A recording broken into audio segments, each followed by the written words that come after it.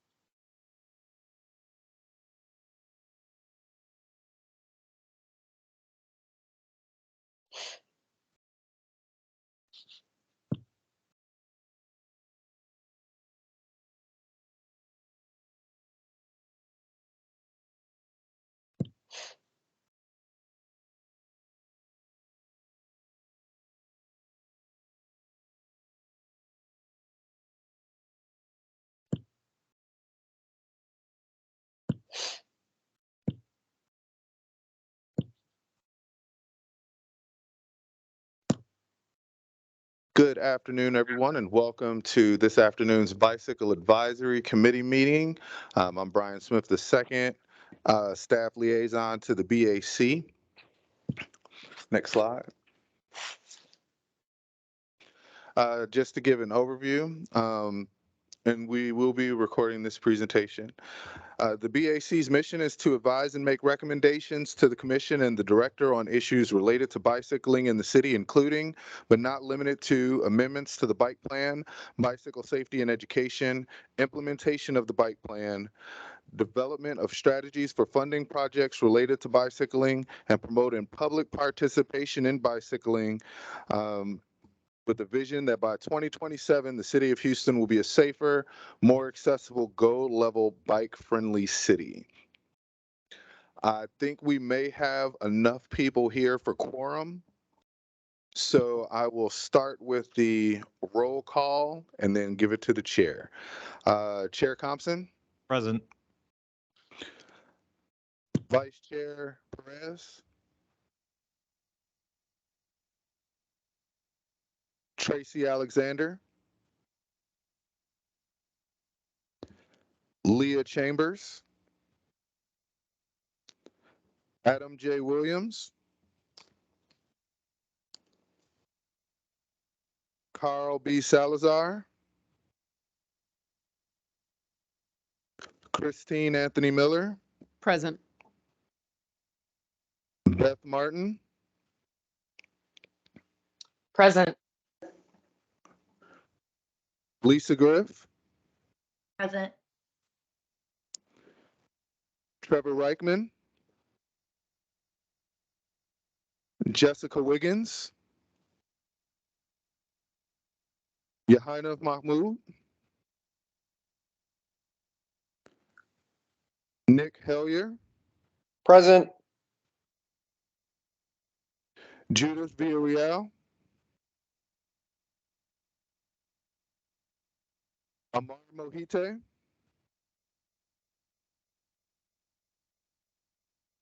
Mike Van Dusen?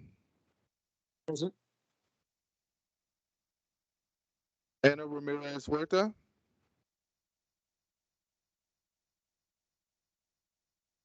Nikki Knight,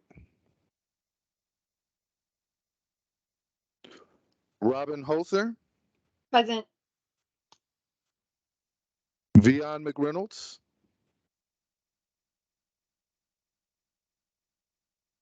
and our ex officio members, David Fields, Timed perfectly.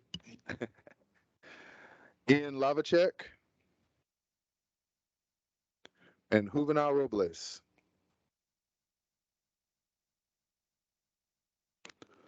Were there any Bicycle Advisory Committee members that joined while I was conducting the roll? Brian, Nick Hillier has put that he's in the, he's present, he's put in the chat. Okay, I got Nick. So we are currently at 9 out of 20. So we are one shy of quorum. We just need quorum for votes. Correct. So when we get to Minutes. approval of the minutes, we'll have to see if anybody else joined, or else we will have to table that for the next BAC meeting. Got it. Brian, we have a comment from Beth Martin in the chat asking if you counted her. Yes, I did. Excellent. Thank you. All right, next slide. So the agenda and slides are available on our website, houstonbikeplan.org/BAC. And if you would like to join us by phone, or if you drop off of the Microsoft Teams call, you can call in at 936-755-1521 with the passcode 714-820-151. Next slide. Please remember to stay on mute unless you're identified by the chair to speak. If you are on the phone, you can use *6 to mute or unmute yourself. Next slide. So now we're at the top of the agenda. I know we have Beth White from Houston Parks Board coming up. So I want to leave it to Chair Compson for the introduction and Chair's report. Why don't we go ahead and, since our director's here, maybe David, you can. Okay. Sure. Thank you all. Thank you, Chair. Thank you, everybody. A couple of things to make you aware of this month. May is going to be a very, very busy bike-focused month. First of all, it is officially Bike Month for the region. HGAC passed that resolution again last week. But there are kind of big activities happening, including Bike to Work Day on the 20th. Bike Houston is having a multi-day conference, summit, thank you, that was the word, over the 20th, 21st, maybe the 22nd, but right in that time. May 21st, the city is hosting a Safe Roads to School event. May 23rd through 24th is the Vision Zero Texas City Summit, which will be hosted here in Houston this year. Your own on May 25th, the BAC Infrastructure Committee, we wanted to mention that. And the Mayor's State of Mobility Address will be on May 19th as well. So it's kind of a very, very jam-packed mobility, but really bike-heavy emphasis in those couple of weeks. The other thing I did want to mention is at the May 5th City Transportation Technology and Infrastructure Committee meeting, Brian and I will be presenting the state of the bike plan. The chair, Councilmember Robinson, specifically wanted the whole committee to know the work that's been going on, both who is part of the BAC, a reminder of everybody about how big the bike plan is and how much is getting done with all of our partners to get it there.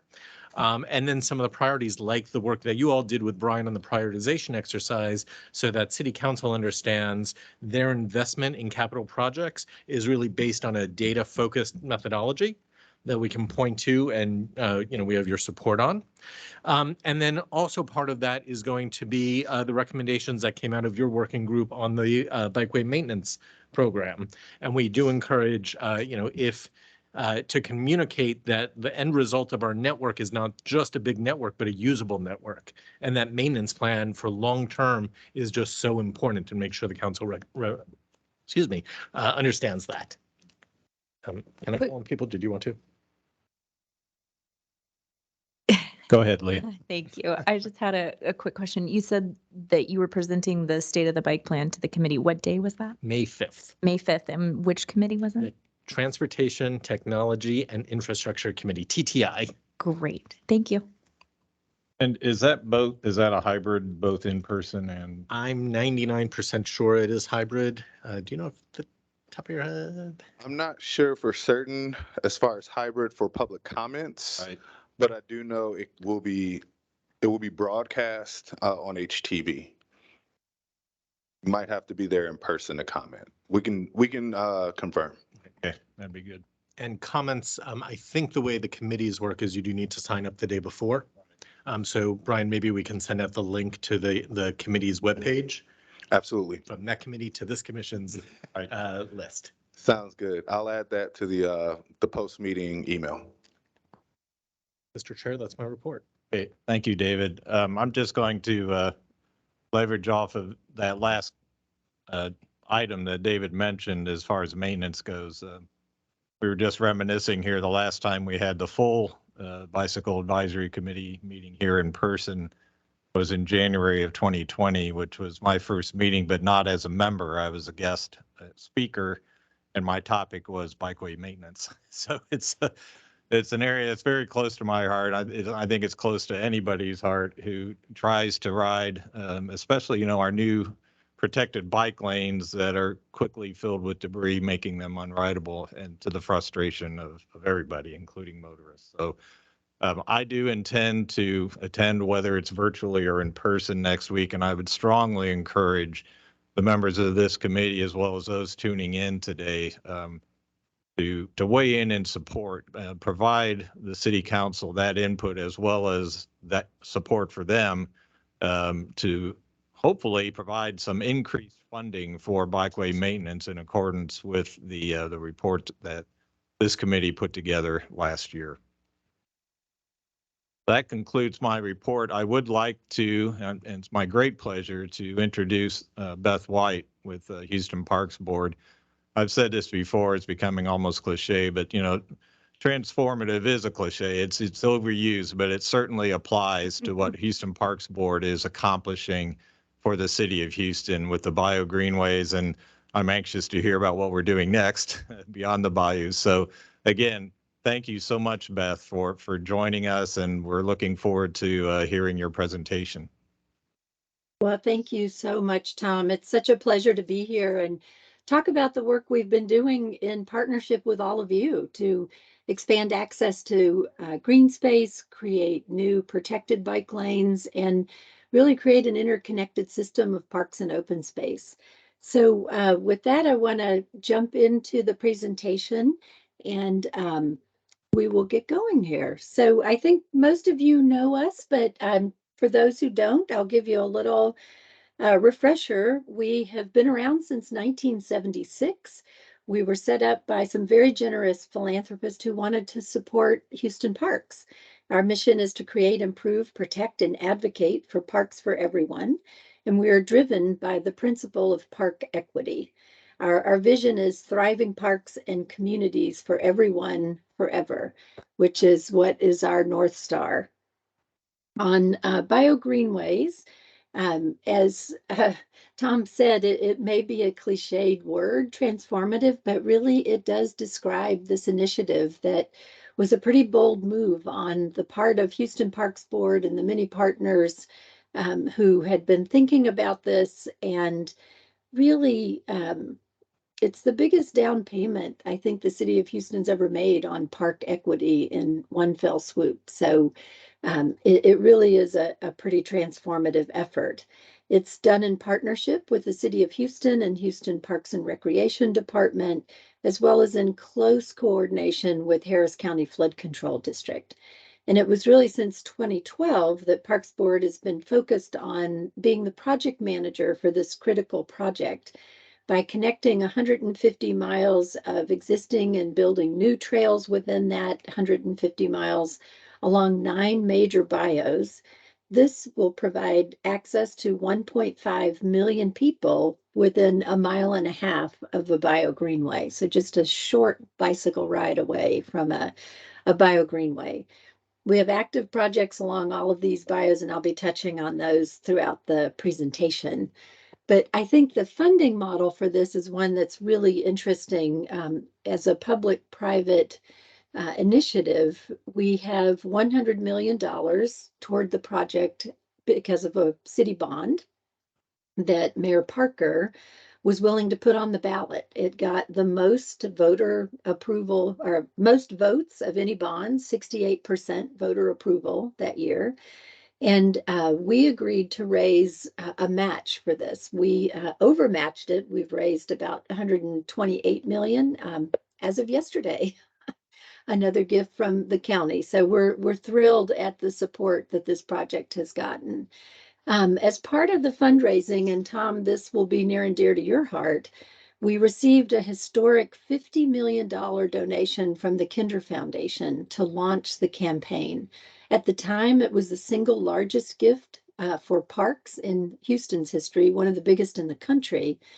But what was interesting about that gift is the contingency was that we all had to figure out how to create a dedicated maintenance program for the Bio Greenways. This was really a game changer, and I think it set the stage for all the work that we're trying to do together as we invest in green infrastructure, if you will.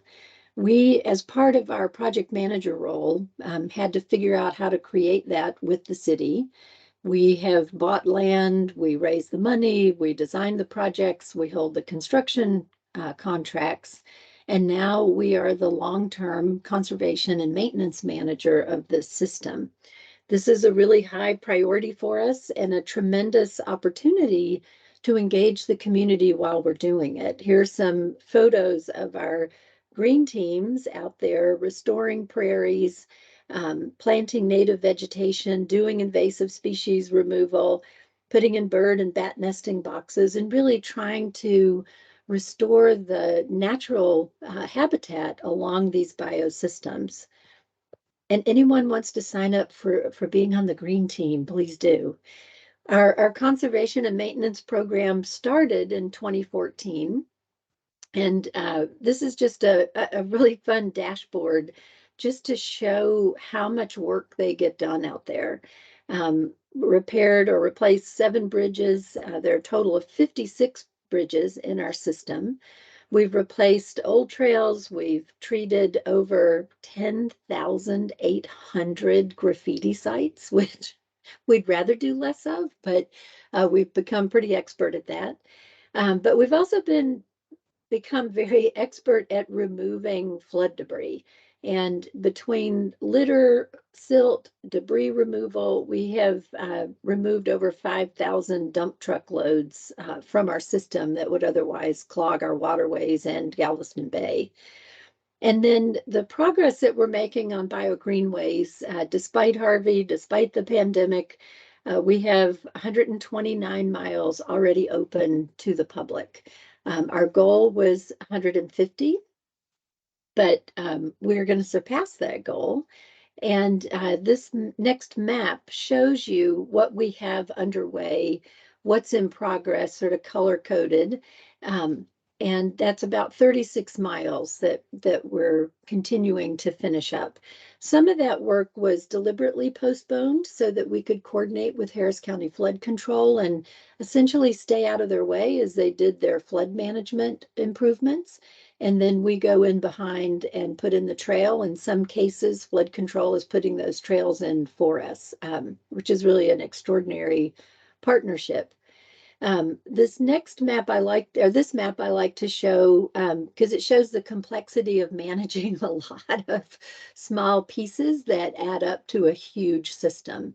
And again, color coded to show what phase of work the project is in, whether it's in design or in construction.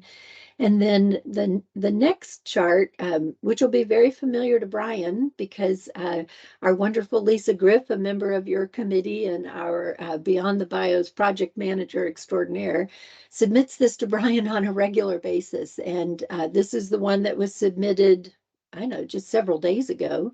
And the next one, we'll have an update for you on Green's Bio, where we're continuing to expand Bio Greenways along greens, connecting Brock Park, Strickland Park, and then through the Cool Green corridor there. So some of the updates that I know this group is particularly interested in, starting with the Mkt Bridge, which we get the most inquiries on. And Joe Catrufo at Bike Houston is helping us get the word out, I think almost on a daily basis where we are.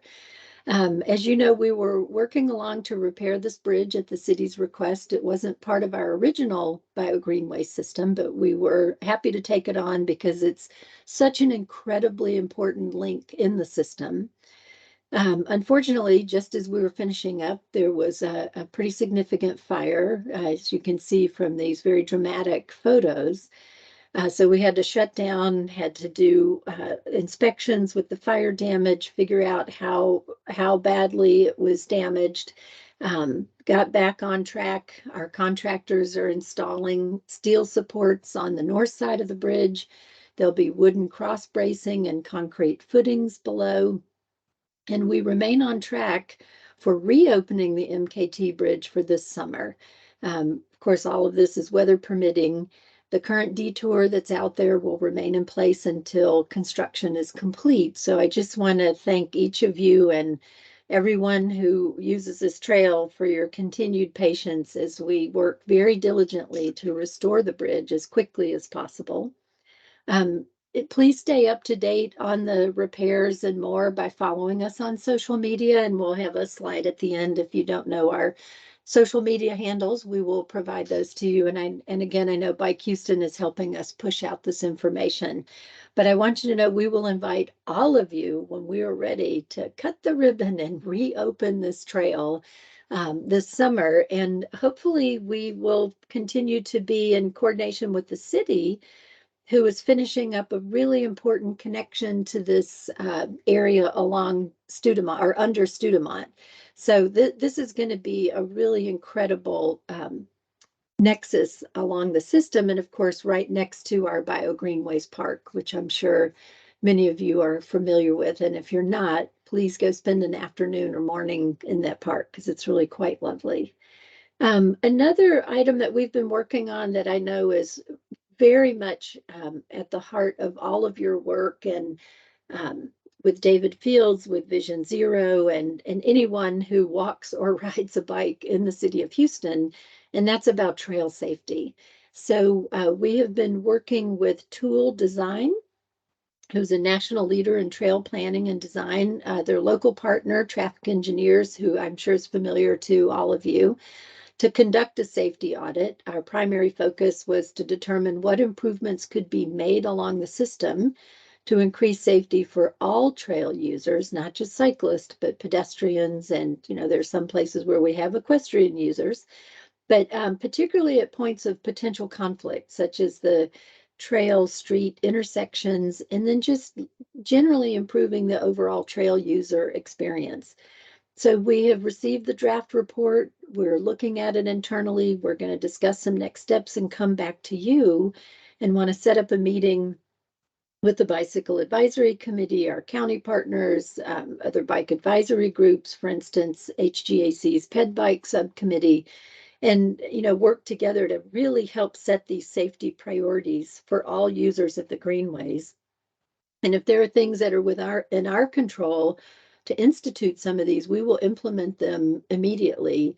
And that's one of the exciting things about our role on this project is the speed with which we can address issues. So we're really eager to sit down with you when we have the report ready to share.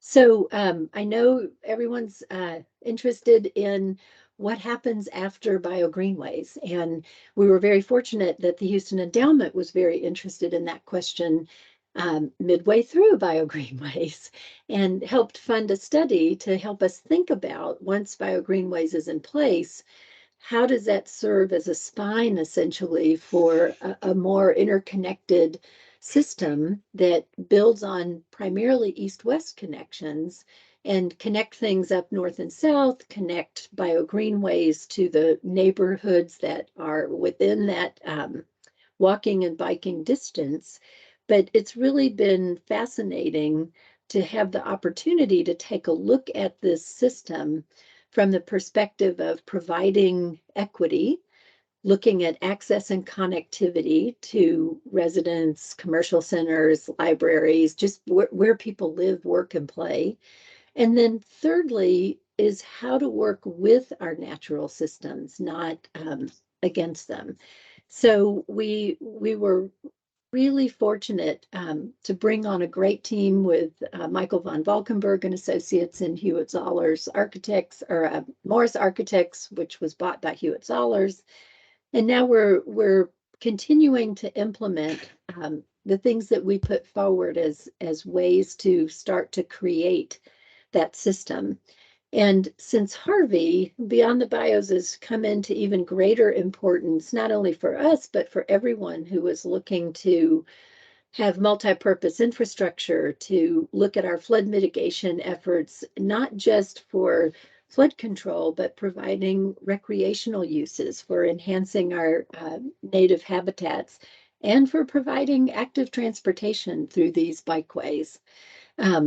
And we like to say that, you know, flood mitigation is the next big park building opportunity in the city of Houston.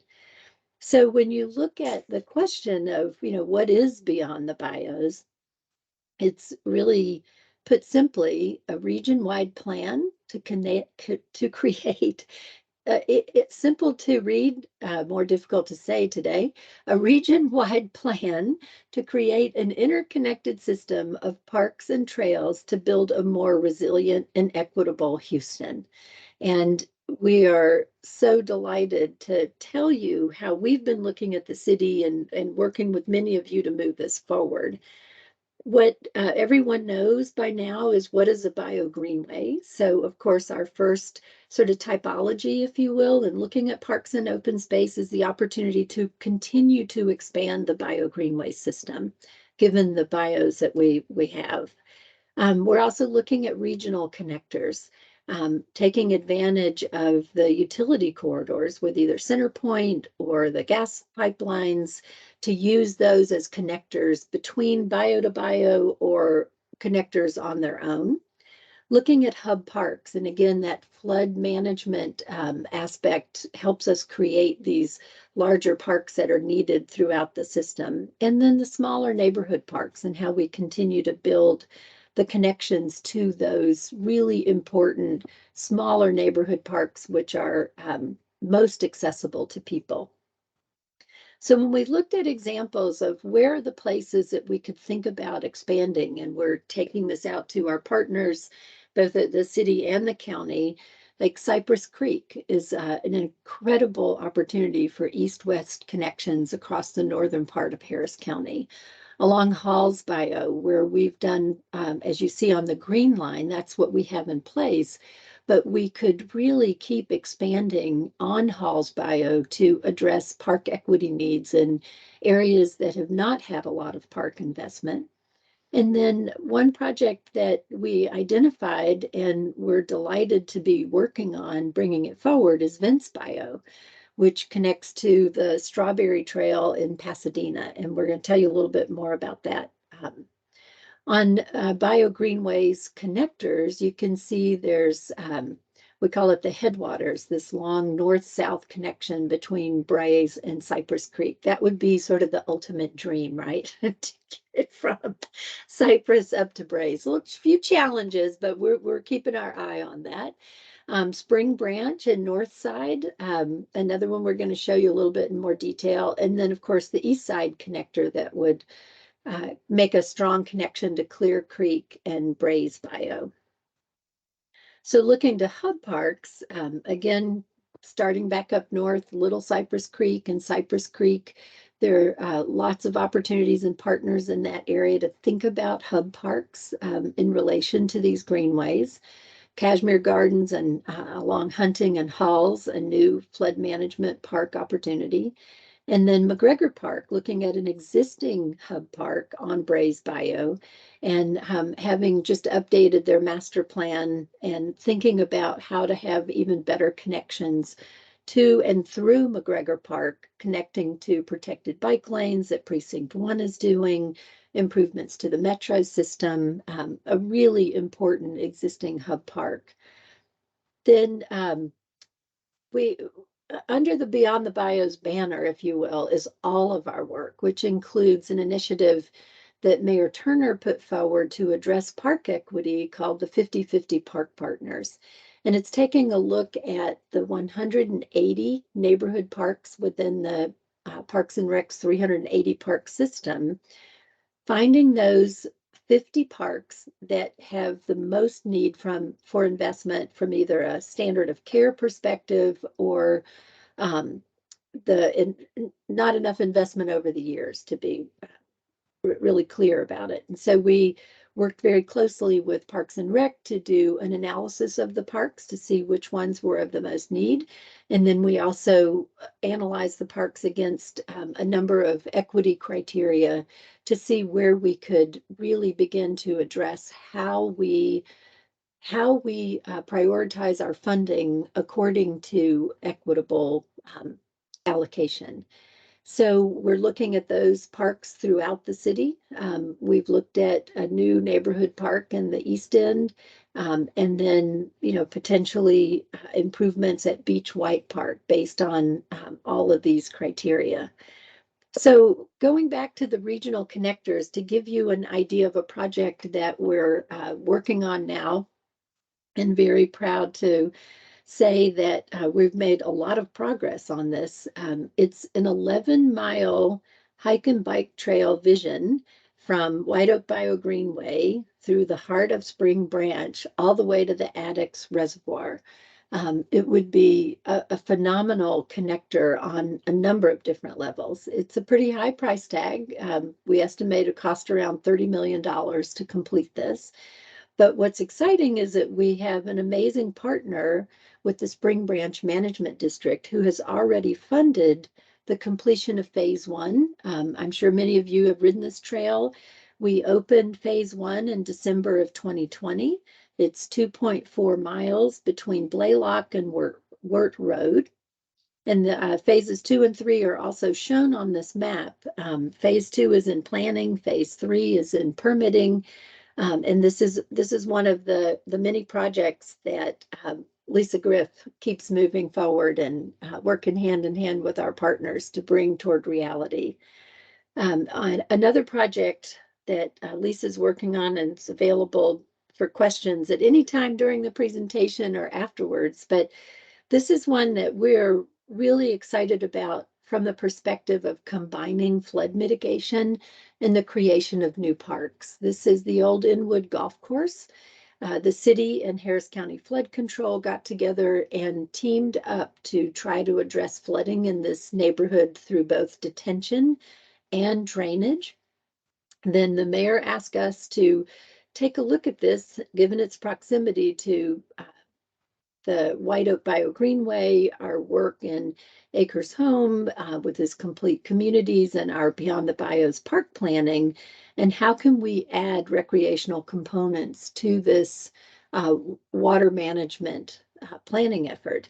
So we have created a plan that addresses the entire entity as this flood management hub park. But again, being practical, staying out of the way of flood control to get their detention ponds in. What Lisa and the team did was talk with the city about pulling back, looking at it from a broader perspective, and how does this fit into the larger planning effort that we've been doing with the city in connecting these neighborhoods. So we looked at the opportunity of creating a new greenway, Vogel Creek, which will be a 1-mile long greenway connecting Lone Star College on the north and towards Lone Star College north towards the Eisenhower High School. This is a $6 million fully funded effort, a combination of public money from the city, the county at $3 million, and then a private donor for $3 million from the Brown Foundation. So we're serving as the project manager, which even as a standalone project, this 1-mile long greenway with some pocket parks and a basin where we're doing some experimental planting, is really having a huge impact of how we think about living with water and natural systems. So we're in the planning process now. We're hoping to perhaps be cutting some ribbons next year, Lisa. I know we want to get out there with Mayor Turner soon to have a groundbreaking as we finish up the final design, but it's really going to be extraordinary. And if you have the opportunity to visit that old golf course, it's a really beautiful place. So connecting Vogel Creek Greenway as part of phase 1 of Inwood and connecting it over to White Oak Bio Greenway, you begin to build out that system to give access to so many more people to get around the city. The next is Vince Bio Greenway.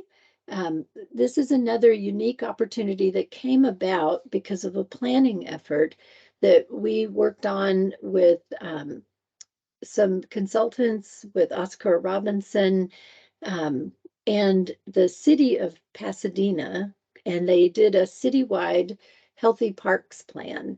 And one of the key opportunities identified in that plan was to create a greenway along Vince Bio. We put that forward. The city embraced the plan, jumped at the opportunity to begin implementation.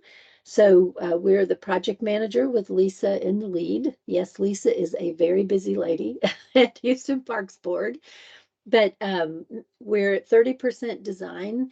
This will connect from Memorial Park in Pasadena south to Strawberry Park and Strawberry Trail.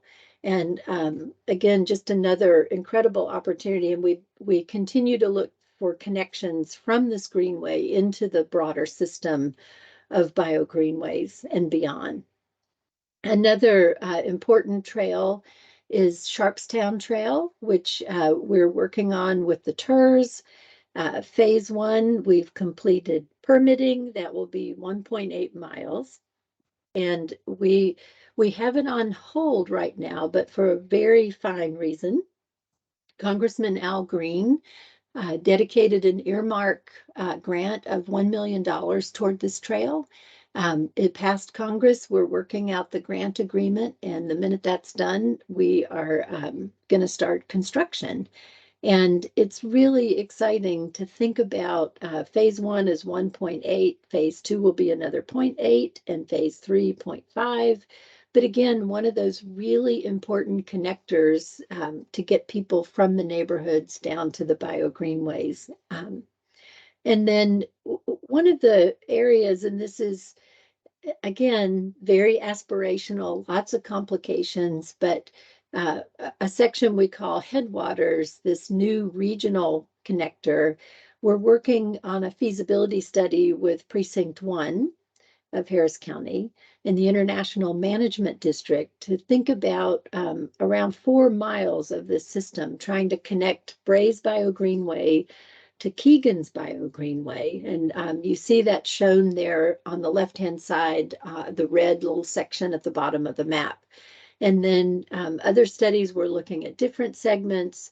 As you go further north, the Parks Department and Memorial Park Conservancy are looking at parts of this section, and we're trying to figure out. Oh, sorry, not Memorial Park Conservancy. That's a little bit further east, but taking a look further north at can we get it all the way to the reservoir?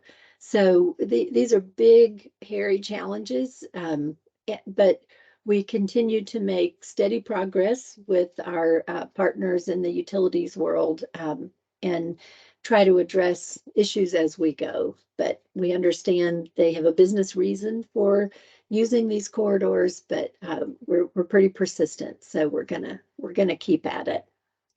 And then the west side, these names are working names. They're not, brand names, but this is the one where Memorial Park and the Uptown TERS, Parks and Rec are looking at the northern section. We put in some TIP grants back in 2018. We may try to reconstitute those with your support for the upper midsection, which would be from Richmond south to Bray's Bio. The lower section would be Brays Bio South to reach Willow Waterhole, which is being studied for Precinct 1. And Willow Waterhole, you may have seen the wonderful story a couple of Sundays ago about their fundraising campaign and what's going on at Willow Waterhole, which is really extraordinary.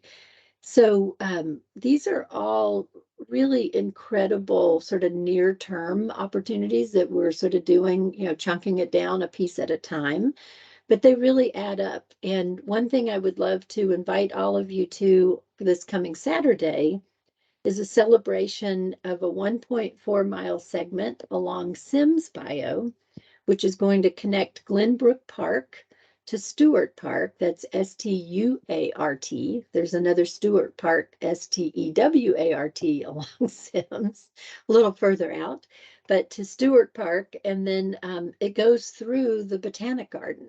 So it's a beautiful portion of the trail. And once we have this connection in place, we'll have 14.9 miles of trail open and available along Sims Bio.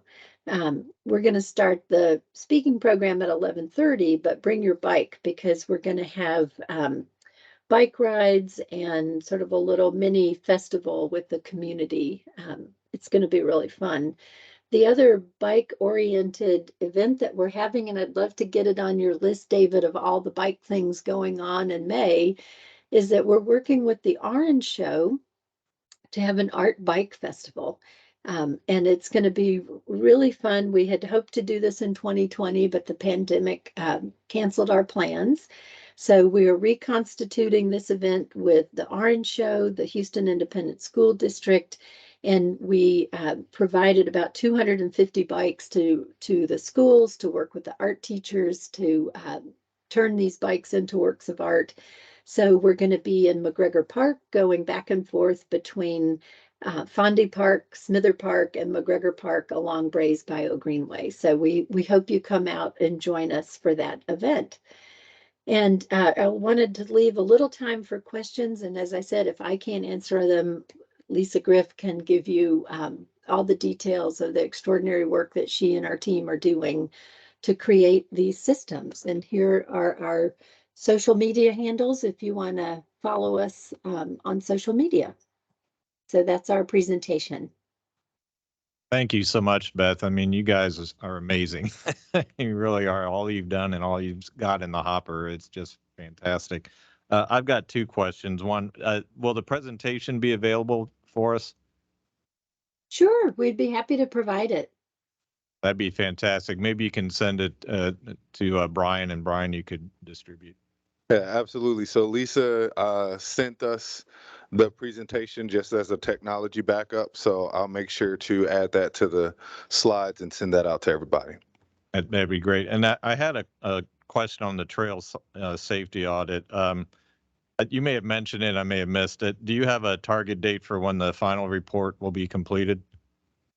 Well, they gave us the draft report recently. We're reviewing it now. Trent Rondo, who's been our main point person on it, is on vacation for a couple of weeks. So we're going to wait for him to get back and let us know if he's wrapped up any comments. I know he's asked for some additional information from the team. So I would guess mid-May, Lisa, would that be a good guess to think about when we might be able to provide it? Third week in May? He's not back Think until the so. second week, I think. Yeah, we'll get back to you for sure and let you know if that's. Yeah, when because we doable. really want you to dig into that report. There's so much work to be done out there to address safety. Yeah, we certainly are looking forward to getting that. Also, are there questions in the chat? I'm sorry, Commander. Hi, Beth. I think you said the draft was provided to HPD. Who's your contact at HPD that y'all provided that to? I just want to make sure to. Oh, at HPB, sorry. Houston Parks Board. I meant at our organization. Sorry, it's probably my eyes. There. That's okay. Just wanted to double check and make sure that. I might have said HPD because we do so much work with you, but we're happy to share it. I just know Trent had some additional information he wanted them to provide. And so we'll get that to you as soon as we have it. And then we can all dig in together. Okay, and I see there's a bunch of hands up, but I can't tell who they are, so maybe you could work through that. Yeah, Sharon is monitoring the Sure. chat and the raised hands. Yes, I see Ricky Cardenas has his hand up, and when you're ready, I have a couple updates for you from the chat. Great. Okay, hello. My name is Ricky Cardenas. I just was curious on the map. There was a magenta portion, and I guess that's to be proposed by others.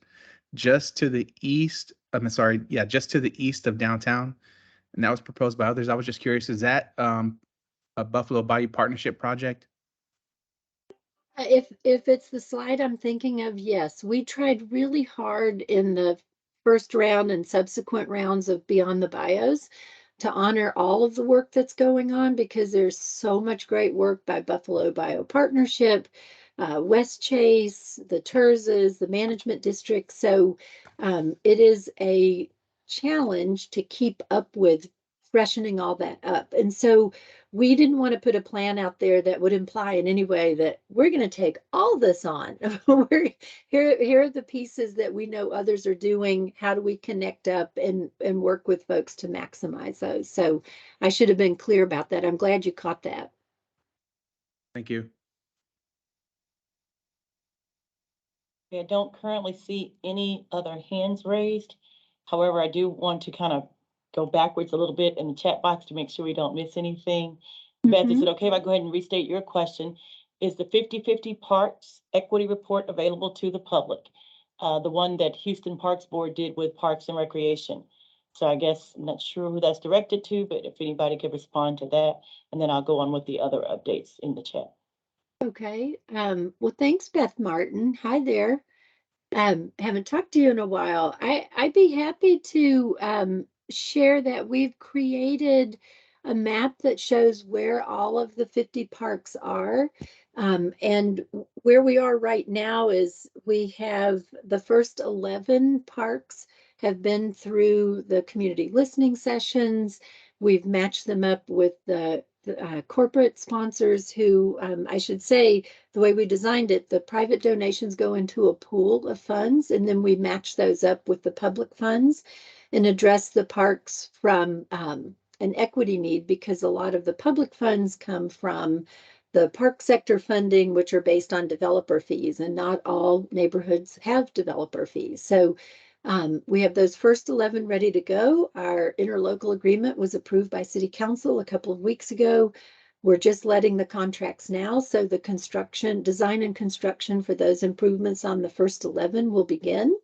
And then for the second 11, the round of 11 parks, will begin the community listening sessions, determining what the improvements are, and then that next round of construction. We will have by December of 2023, 22 parks out of the 50 projects completed. And then we, keep going through subsequent rounds. But I'm happy to provide the criteria that we used and show where these parks are in the system. So we'll follow up with you and get that to you. We're really proud of that work. And it's, like I said, it drives everything that we do. The challenge for us is there's so much need out there. And so where do we start? So we did deeper work on equity metrics and with Beyond the Bios. And so what is our particular skill set that we can use to address that? So it's a really interesting matrix that we're still fine tuning, but we're pretty close to having that ready to share with people as well. So thank you for that question. It's really important work, trying to wrap our arms around it.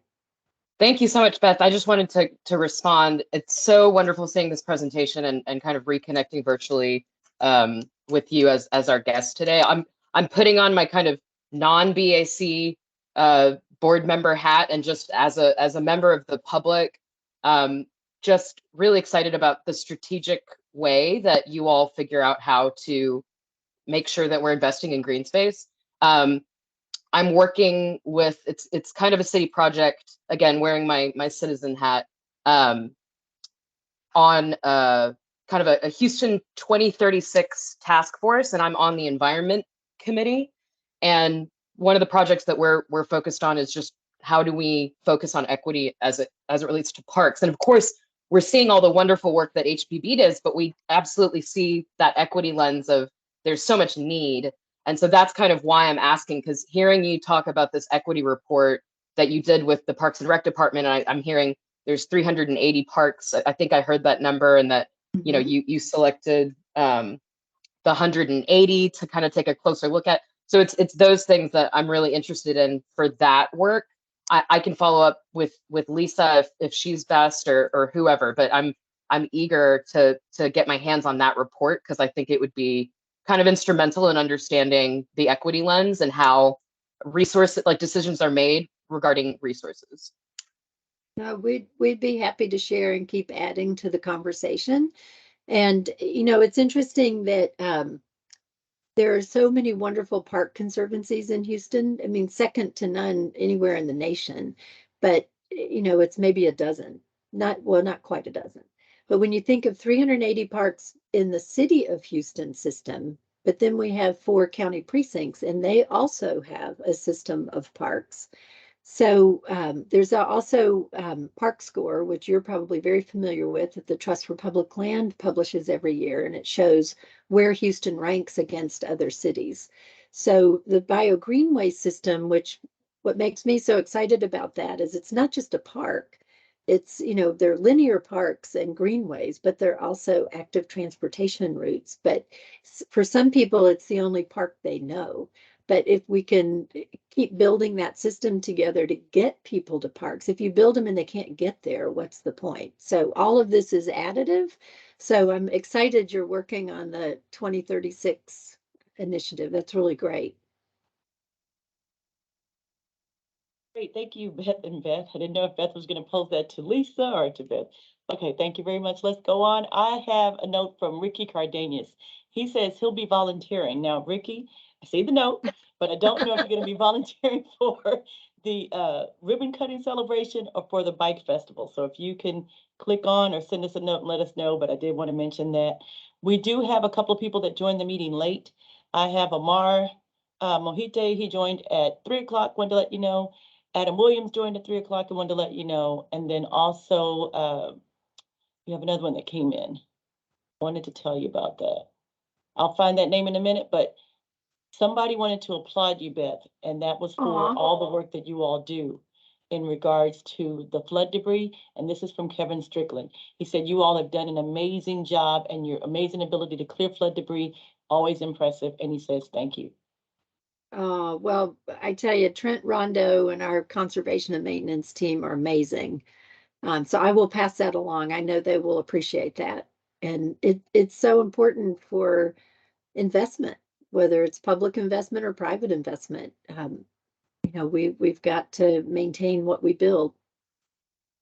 Yeah, that was, I would certainly second that. You know, Trent and his team are amazing, and that certainly was I mean, the whole thing's fantastic, but when the Kinders required that maintenance to be set aside, I thought, yeah, that's a genius move, because any of us that had ridden the trails before, you know, maintenance, particularly after flooding events, but anytime, I mean, whenever there was a maintenance issue, usually the reaction was this: it's somebody else's problem. You know, you couldn't figure it out. In different parts of the same bayou, it was true. I mean, there were different entities responsible. So Right. that's been a terrific improvement. Trevor, did you have a question? Oh, yeah.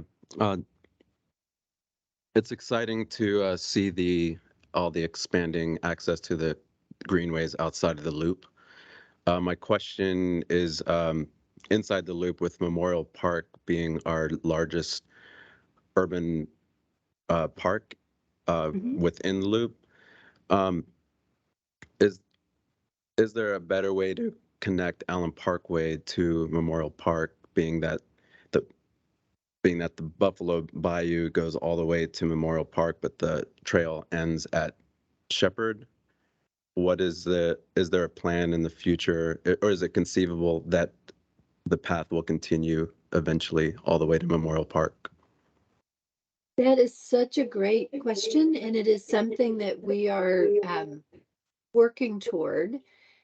We have always had that in our goal for Bio Greenways, that connection, as you said, between Buffalo Bio Park from Shepherd to Memorial Park. We have we have lined up some property along the way. We've done some shoreline restoration that was damaged in Harvey. And we're currently trying to find connections to get you off of Memorial and go behind the shopping center. So we'll come back and give you an update on that. But it is something that we're working on. It's a little slow going, but there are little pieces being put in place. So thank you for asking about that. I know that's really important to Memorial Park Conservancy. We work very closely with them, and it's just a connection that needs to be made. So envision if you could make that connection and then get on the sort of north-south, the regional connector, and then get up to White Oak from there. So that's our goal, is to just keep putting these little pieces in place over time. Thank you. Great, and we're almost done with the updates. I can't see, Tom, if there's anybody in the circle that wants to ask any questions. If there aren't any, I can move forward with a few more updates. Yep. Yeah. Before you do that, were there any more questions for Beth?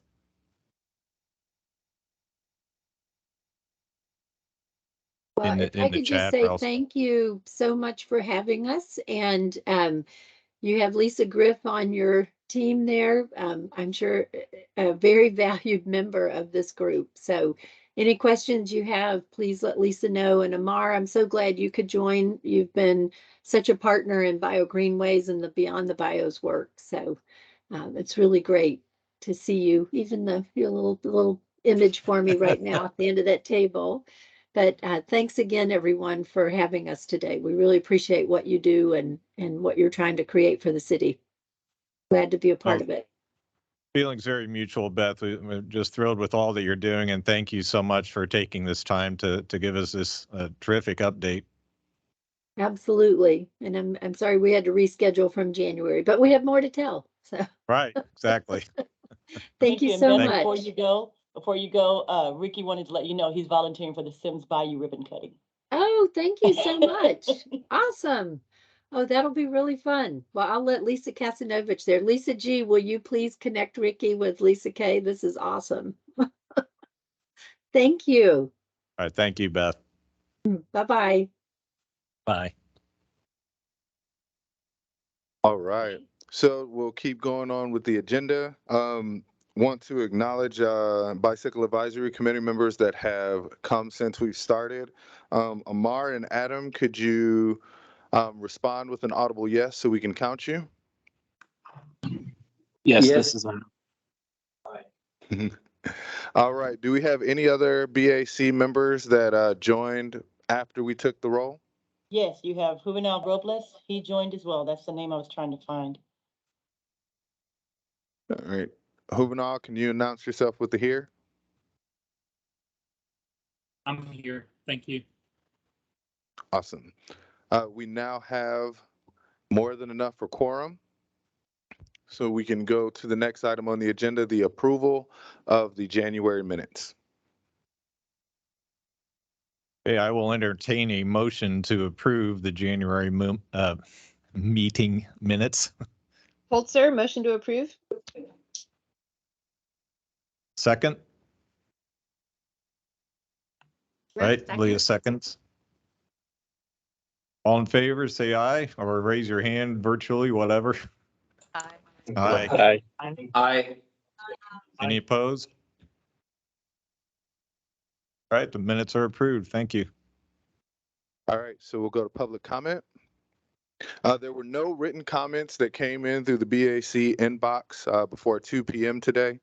As going forward, if any member of the public would like to send us an email, you can email bac@houstontx.gov, and as long as you get it to us by 2 p.m. The day of the BAC meeting, I will be, just letting you know, I will be talking to the chair about adjusting that time now that we are also in person, just to make it easier for coordination.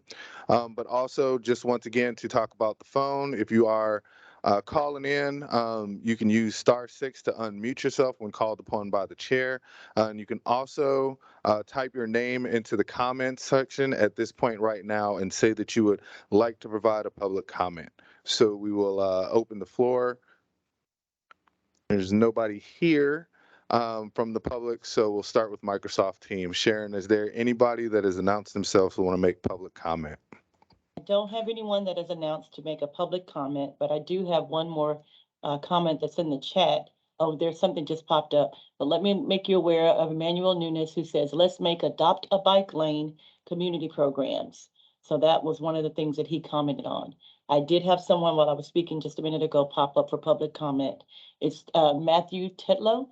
Please provide an update on the timeline for the Patterson Street Bikeway project at some point during this presentation.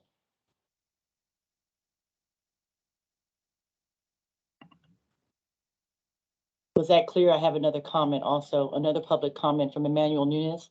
I'd like to make a public comment about the Patterson Street Bridge as well.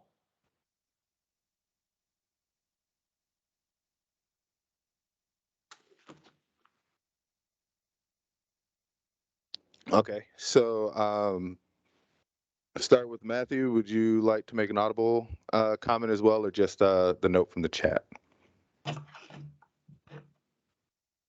Nothing else other than the comment I provided. Just the neighborhood community has been asking for updates on when we think that's going to happen. So I can provide an update on Patterson Street. The last piece of the puzzle was getting certain permits signed off on by the state.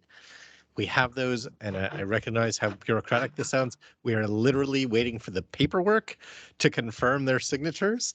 And after that, we can go out. So, we are looking at May or June at the expected for a start date.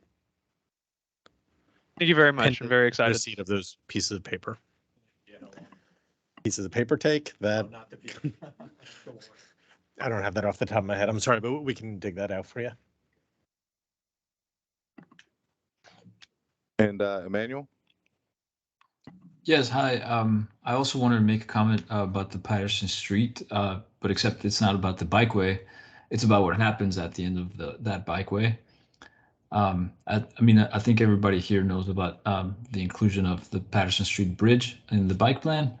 And I have been working to just, garner community support for this project. But I'd also like to see if there's a way to get some estimates of how much it would cost, where does it fall in the priority overall? Basically, what needs to happen for a bridge there to happen? Just clarification, is this a bridge over White Oak Bayou there at the north end of Patterson where it currently essentially stops at the trail? That's correct. So as of right now, I know that was not a part of the Patterson Street Bikeway that's going into construction.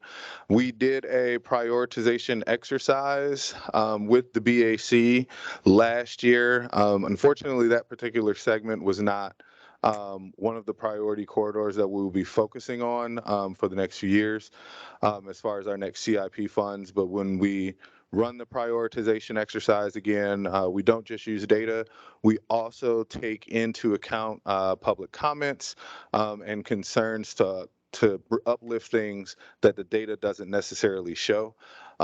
We will probably start our next prioritization exercise early next year. So that would be a good time to bring up the bridge. Okay, great, thank you.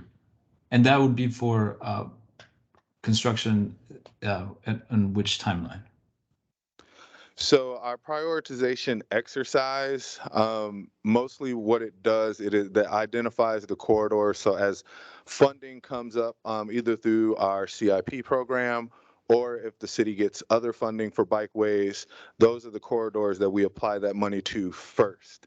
So that would be for design and construction, and those timelines vary based on the complexity of the project. So for example, one of our corridors is what we picked as an extension of something that we're already doing over in Gulfton, which will be a little bit easier as opposed to one of our other priority corridors that's looking at Washington Center. That's going to require a little bit more research before we figure out how to install bike facilities.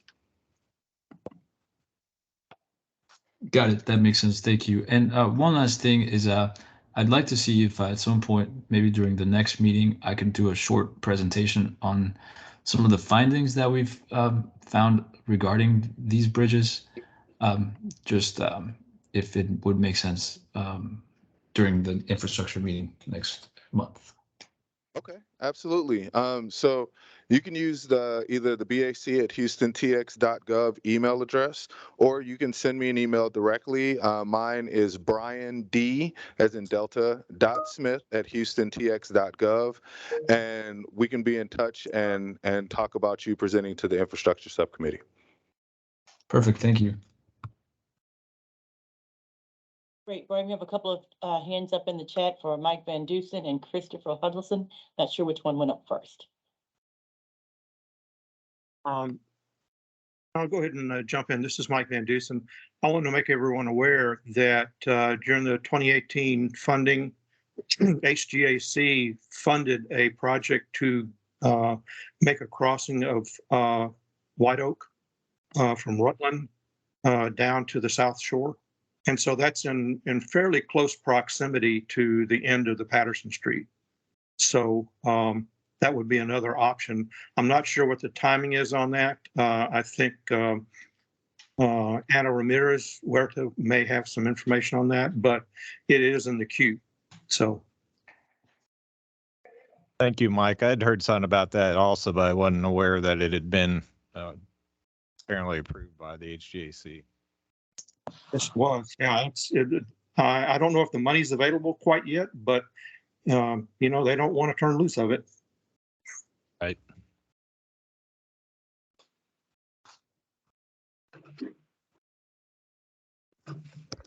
Christopher Huddleston had his hand up as well.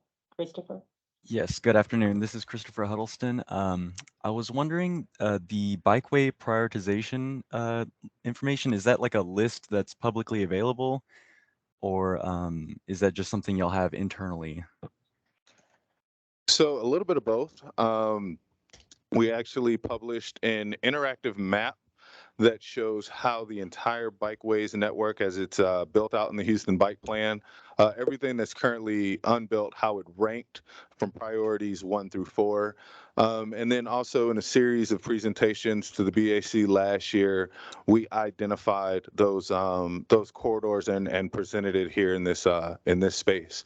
What we can do, we can try to find some space on the Bikeways Houston website to pull that information out and then post it so it's a little bit easier to identify.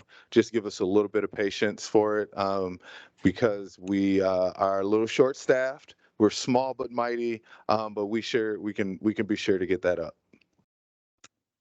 Awesome. Thank you very much. Yeah, I don't see any hands in the chat right now, but I do see Emmanuel Nunes saying 2 bridges, perfect. And I wanted to go back and make sure that I pointed out that Nick Hellier had put information about the Bike Summit in the chat. If anybody's interested, there is a link there.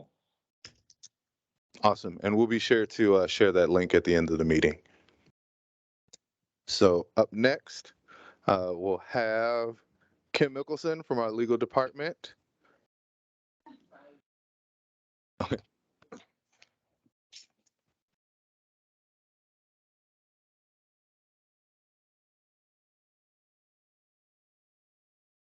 Hi, everybody. Again, it's David Fields. Kim is going to present in just a minute on ethics training for the BAC. We're very glad you all joined us today.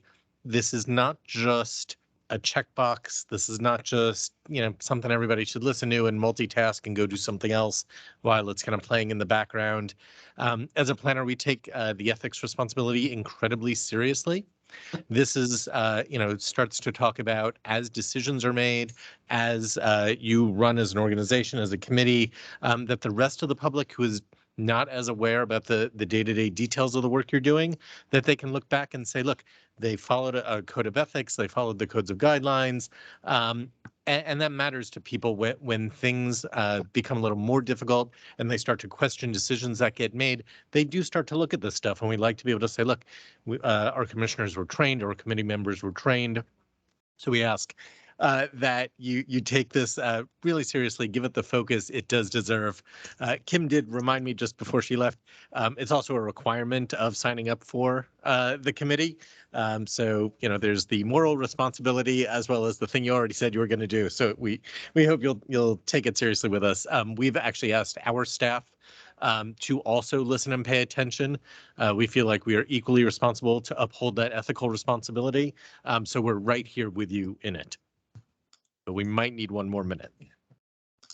So if anybody needs a bathroom, now's the time.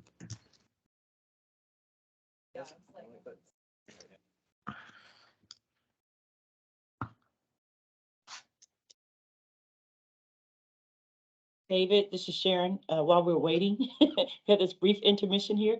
I just wanted to let you know that Beth Moore applauded you when you talked about all of the great things that are going on in May. And I don't know if you had a chance to see that in the chat, so thought I'd share that with you. Excellent. Thank you.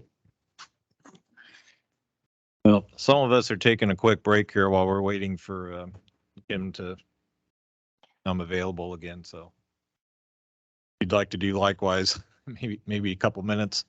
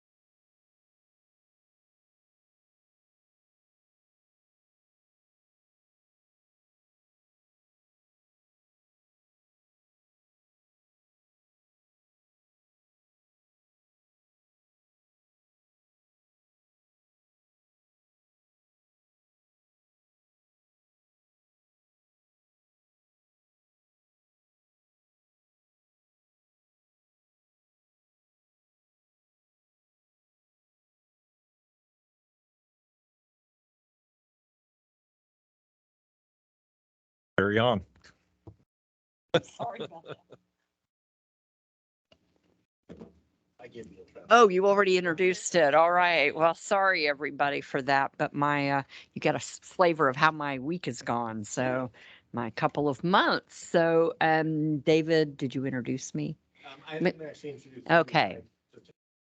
Okay, so I'm Kim Mickelson, and I'm a senior assistant city attorney here at within the legal department, assigned primarily to planning and public works related projects. So I get to put my fingers in all of the fun things that you do and that you got to hear about earlier, the bike lanes and the parks and what's happening. And so it's really fun because, as you know, you get to ride around then and say, wow, I helped make that happen. And that's a really good feeling.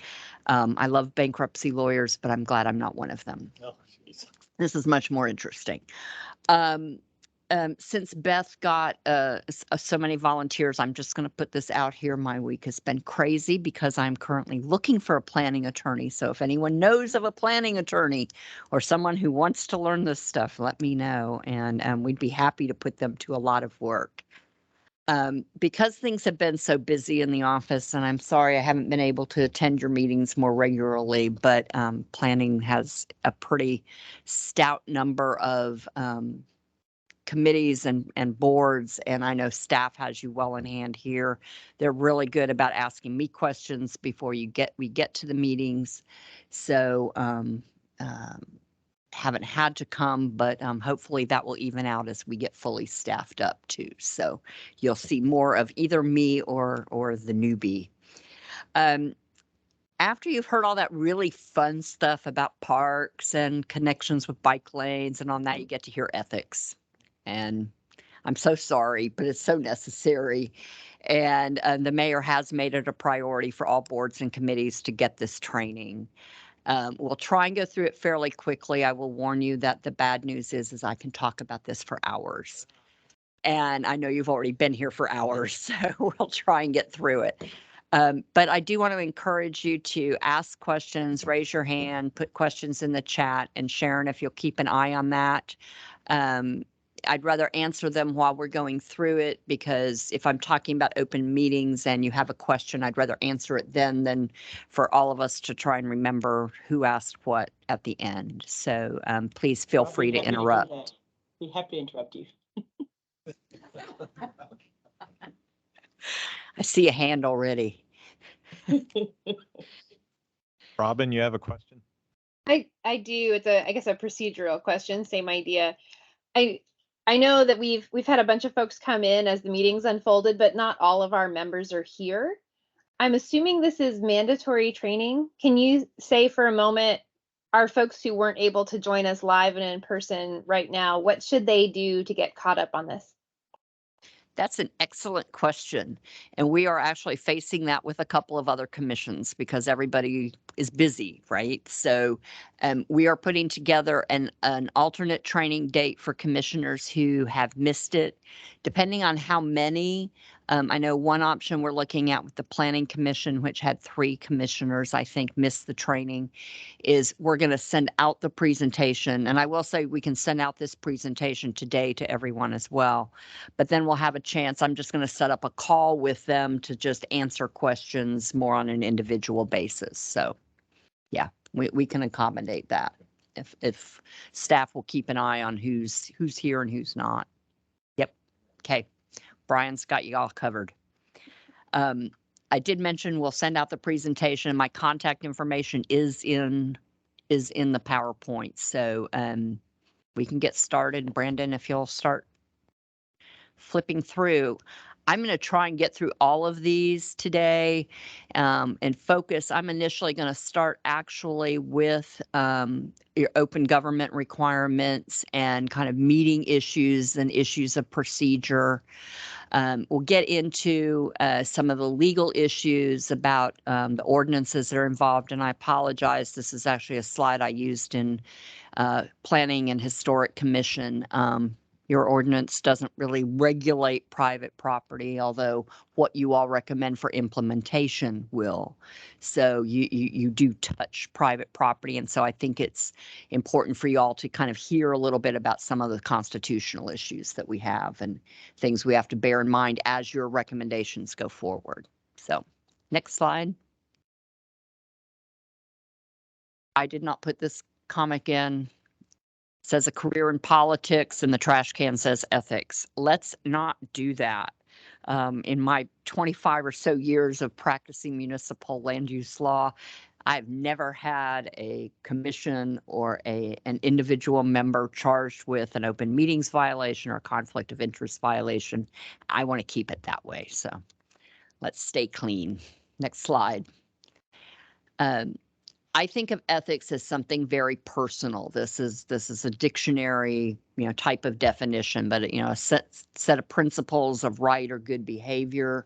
I tend to think of it as, treat others as you would yourself, as you want to be treated, do the right thing. If you have to ask the question, you probably don't want to take the action that you're having to ask about. And I get those questions a lot when someone says, is this a conflict? I just don't feel comfortable because. If there's a don't feel comfortable because, we'll get into the details, but it's probably better to abstain or stay away from discussion and action on an item. If you're a member of a regulated profession like law, like planning, realty, engineers, architects, doctors, you have a professional code of conduct and standards that you have to behave by. Now, as a public official, all of you, you get another set of standards or behavior. Next slide.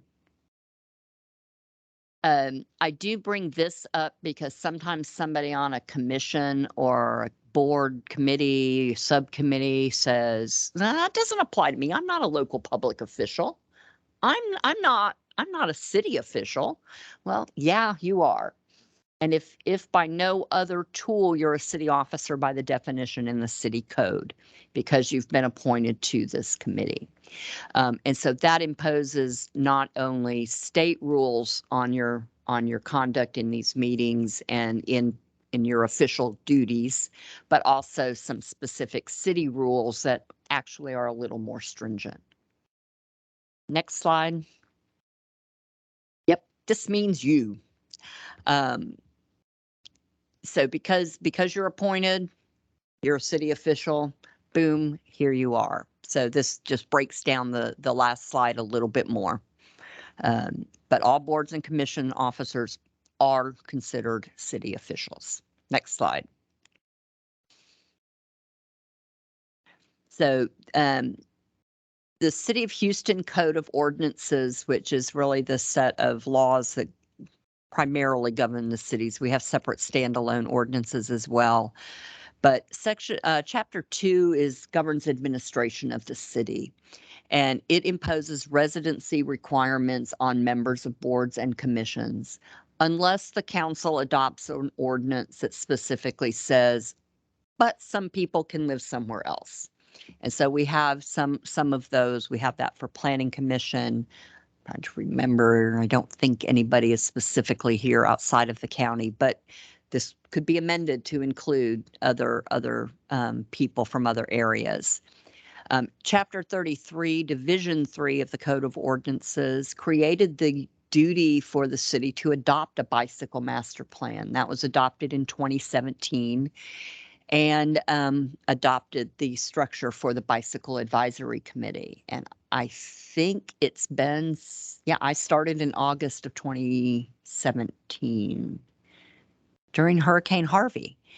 And so I think this was the first time the board was created in that beginning of 2018.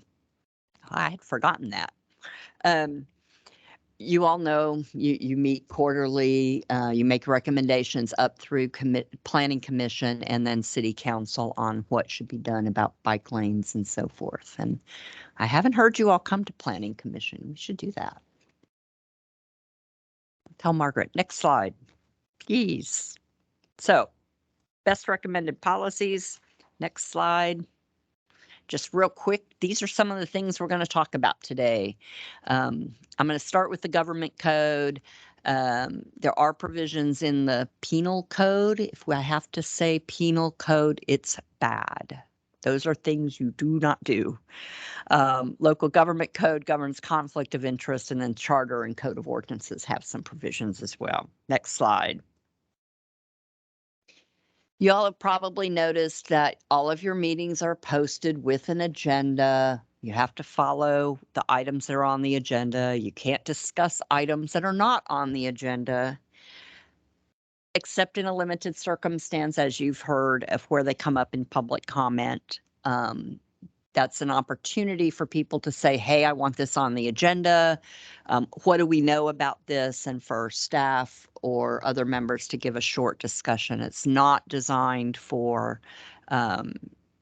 debate or a long open discussion about the issue. If a commissioner, I would say this, that if a committee member wants to place something on the agenda or wants to talk about something during public comment, and you know it's controversial, it's better to get with staff and put it on the agenda than to bring it up and have a big discussion here. There have been cases where elected officials or appointed officials have gotten into trouble with that. There was a case out of Bexar County where a county commissioner just posted under commissioner comments, oh yeah, I want to talk about this big controversial development going on in Bexar County, and was charged with an Open Meetings Act violation. So yeah, we don't want to, I don't know if all of your things would be that controversial, but so compliance with the Open Meetings Act and the Public Record Act were adopted in the 1970s in part of the whole open government movement that was going on to make government local government anyways, more transparent. So for anything you all do, staff will take care of getting the agendas done, the materials to you, as you all have seen. So next slide. The agenda, just so you know, has to be posted 72 hours in advance. You all have had, I hope, an hour of open government training. I hope you all were advised of that. That was a fairly new requirement, I'll say 3 or 4 sessions ago in the legislature. The citations for it are here. If you haven't taken it, please do. If you have already taken it and you have been reappointed, you do not need to retake it. But it's so entertaining. I wish I could get this to count, but it's not a full hour just of open government. So they do have nice violin music in it, but it's online. That information should have been given to you by the mayor's boards and commissions office. So hopefully you've done that. Next slide. We here in Houston can do hybrid meetings, voila, like today. These were really, really hard for cities to do for many years. The exception really for Houston is that cities that are located in 3 counties can do their meetings this way. Specifically, there's a specific provision in state law. We have to make the room open to the public. We have to do certain extra posting requirements. We've got obviously the meeting links and all of that. And all of this technology, a lot of which is new since Harvey, had to be put in order to comply with state regulations on the technical capability to make sure that it all works. Members who are on camera, who are attending from the virtual links, ideally need to be visible during the entire time. We need to know you're here. You can be muted, but when you want to speak, obviously we need to hear you. If you're voting, we need to hear you. So what I've advised committees and boards is that if you have to leave, just announce it. Announce when you come back so that we're sure we have a quorum, because that quorum has to be visible and audible. So next slide.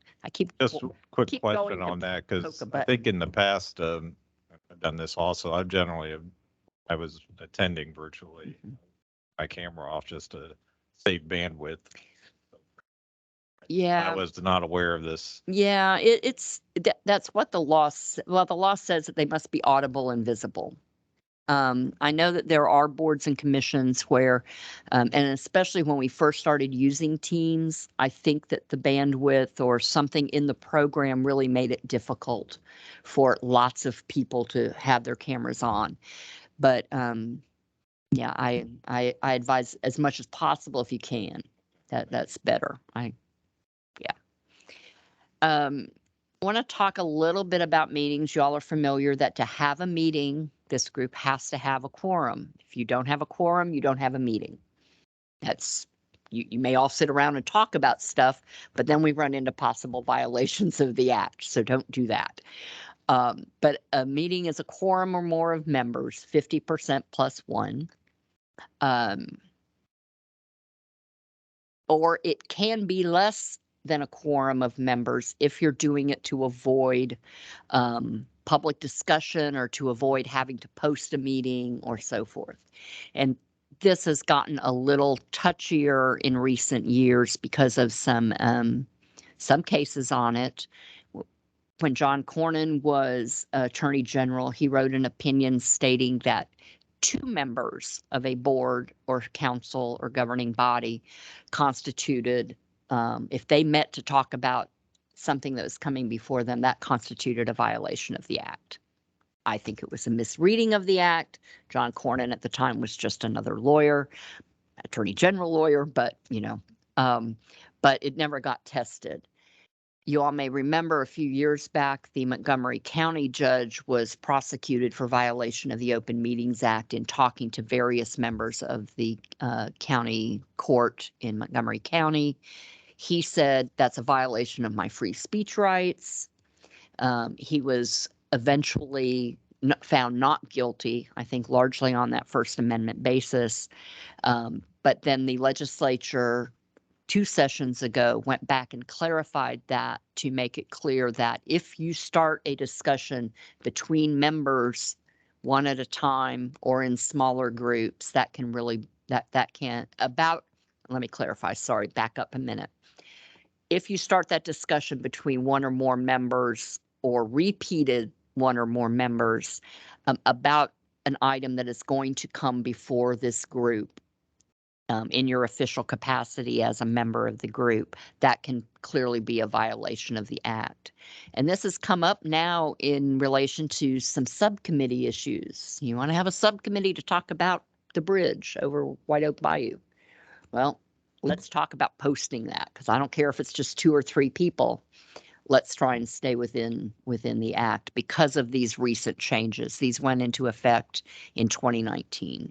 So I tend to err on the side of conservatism when it comes to open meetings issues, because it's not me, it's not staff that's going to get fined or charged with an act and possibly fined and go to jail.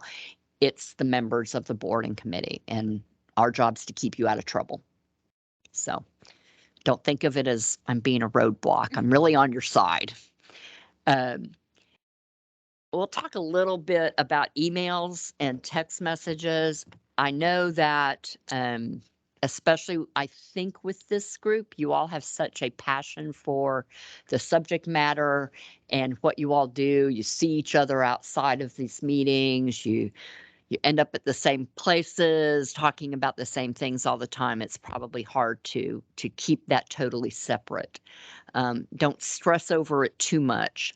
When you get emails in your official capacity with all the other members on it for this group, don't reply all.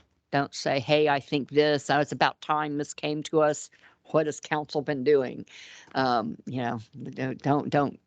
reply all. It's just never good. During meetings, don't talk, text, email.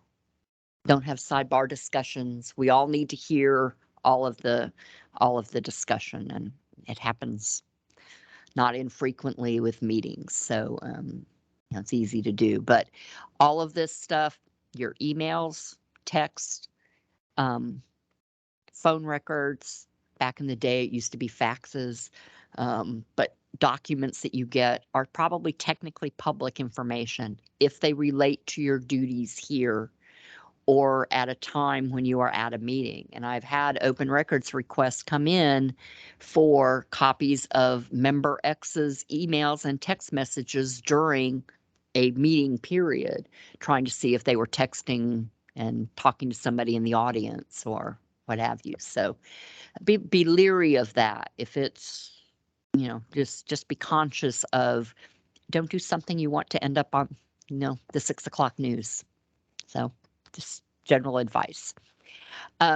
Ex parte contacts mean, and I think that would probably come into effect very little for you all, but conversations with people who might come with a proposal to you, but you know, for action at this committee, that you might meet outside in the field. Well, hey, this is where I think the bridge should go, or why isn't the bike lane on this side of the street in a master plan?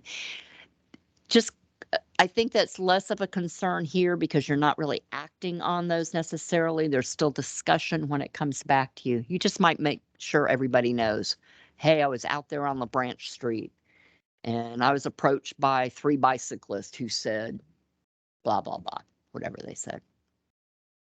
I'm sorry. Go ahead. So going back to the reply all for emails, this has come up a lot in a lot of different circumstances. Staff, if we notice an email has gone to all of you and then replied from all of you to all of you, we'll make best efforts to take you all to a BCC and say, you know, just a reminder of your ethics training. This was brought up. Yeah. Please don't rely on us to catch every single one. We will do our best efforts, but it is upon you to make sure that that's happening. Yeah, yeah, it's easy to fall into. But next slide. You can tell this one was done for historic preservation because that's pretty houses. So the Public Information Act I mentioned briefly. Documents, emails, text messages. Trust me, lawyers know they're out there. So be careful about what email addresses you use. When I was city attorney for Seabrook, we were involved in litigation, and the attorney asked for emails from mayor and some of the council members who worked. He asked for their official work emails and official city emails and their work emails. And this was Seabrook, so they were rocket scientists, and they did work at NASA and Space Alliance USA and Boeing, and none of these companies were happy about having to answer those subpoenas. So consider that too. I always advocate that board members should get city addresses through some magic, but that's tough to do. But remember, everything can be publicly requested, and it certainly has been. Don't draw little devil faces and next to somebody's item on an agenda, thinking I will never approve this. That all the stories I tell you were true. That happened. It was requested. Yeah. Anyways, this also has Attorney General training, so please be sure you have taken that one as well. 2 hours of your life. But important information. Okay, next. I will add just real quickly on this Public Information Act. If we ever got a request for public information, you know, it's typically these days, I think, emails of members. I think the opinion in the general counsel's office is that we do not require you to turn over personal emails. We're not going to go through all of your emails. It's going to be if there's anything related to city business. So don't stress over that. There were times that people asked for calendars or, you know, notes or computer drives, and, you know, then we have to parse things out. So, okay. Next slide. Bingo. Okay. Dance like no one is watching, but text and email like it will be read in court one day. Yeah, thank you. Go ahead, next slide. Okay, any questions so far? Anything else on open meetings, communications? Okay, how late are you supposed to go? 4:30. Okay, I'm going to try and go quickly. So again, I mentioned Texas Penal Code. These are always ones I think I shouldn't have to bring up but you know, don't take bribes. I can imagine that that's so common, but you know, And I and hate to interrupt you. This is Sharon. Mike Van yes, Dusen just raised his hand. what did she say? Kim, this is Mike. I was recently on the AG's website, and they have a video that they posted on YouTube that, you know, we used to look at or have looked at in the past a couple of times on training. Right. And that video is dated 2016, and yet the handbooks that are on the same web page are 2022. Can Right. you speak to that? And is the video still good? And should that be where people go to get their training? Well, that's where state law requires you get your training. So the answer is yes, you should still watch those videos. The 2016 videos, I did not realize they were still that old, don't obviously include amendments like the one I was just referring to that went into effect in 2019. The handbook, as you mentioned, for both open meetings and public records is going to be more up to date and contain the up to date statute. Okay, thank you. But yeah, sorry. Yeah, and that's partly why you get to attend these kind of sessions too, because at least I update it. But yeah, maybe it wasn't in the budget for the AG over the last few years. But so under the Texas Penal Code, there's a couple of sections that apply to public officials. You commit an act if an offense if you intentionally or knowingly offer, confer, or agree to confer to someone else a benefit. And the statute defines benefit. It's, you know, some sort of pecuniary gain or advantage to that is either offered to you or that you are offering to someone whose welfare is of interest to you. I'll give you an example. There's a Dallas City Council member who received from a land developer in Dallas tuition for his daughter to go to a very expensive private school. Brought up in litigation. Yeah, they finally procured enough evidence to say, oh no, he's an old family friend. And so it was found to not be a bribe at that point, but it certainly looked suspicious. And it's probably one of those he should have said, I don't feel comfortable. But so there are those sorts of situations. Next slide. Honorariums. I get asked these questions sometimes, well, not infrequently, but the Penal Code does make it an offense to if you ask for or agree to accept or accept an honorarium that's offered just because you're chairman of the Bicycle Advisory Committee. You know, we want you to come here and I'm going to pay you $500 just for showing up. And that sort of honorarium is a violation of the Penal Code. There are exceptions if you're asked to speak, you're participating in a conference, you know, your transportation's paid for to get there by, you know, American Public Transit Association or what have you, to talk about what we're doing in Houston. Yes, it's because of who you are here at the Bicycle Advisory Committee, you're being asked to speak about Houston, but you're doing it in an educational fashion. So it comes down to that kind of fine line. So if it's just because you know, you're famous and we want you to show up, that's a little bit different. So next slide. Speaking of things with gray lines, gifts. The big recommendation is don't ask for them, don't take them. There are some exceptions. I think that the City of Houston Code is much more restrictive in this matter than state law is. And the general rule in the Houston City Code is no. Not only a little bit, but no, don't do it. State law has some exceptions. The joke used to be that you could accept Dallas Cowboy tickets, and now it's Houston Texans tickets. because they were of de minimis value. But, you know, yeah, I don't know if that still stands, but under Houston's code, that won't get you anywhere. Next slide.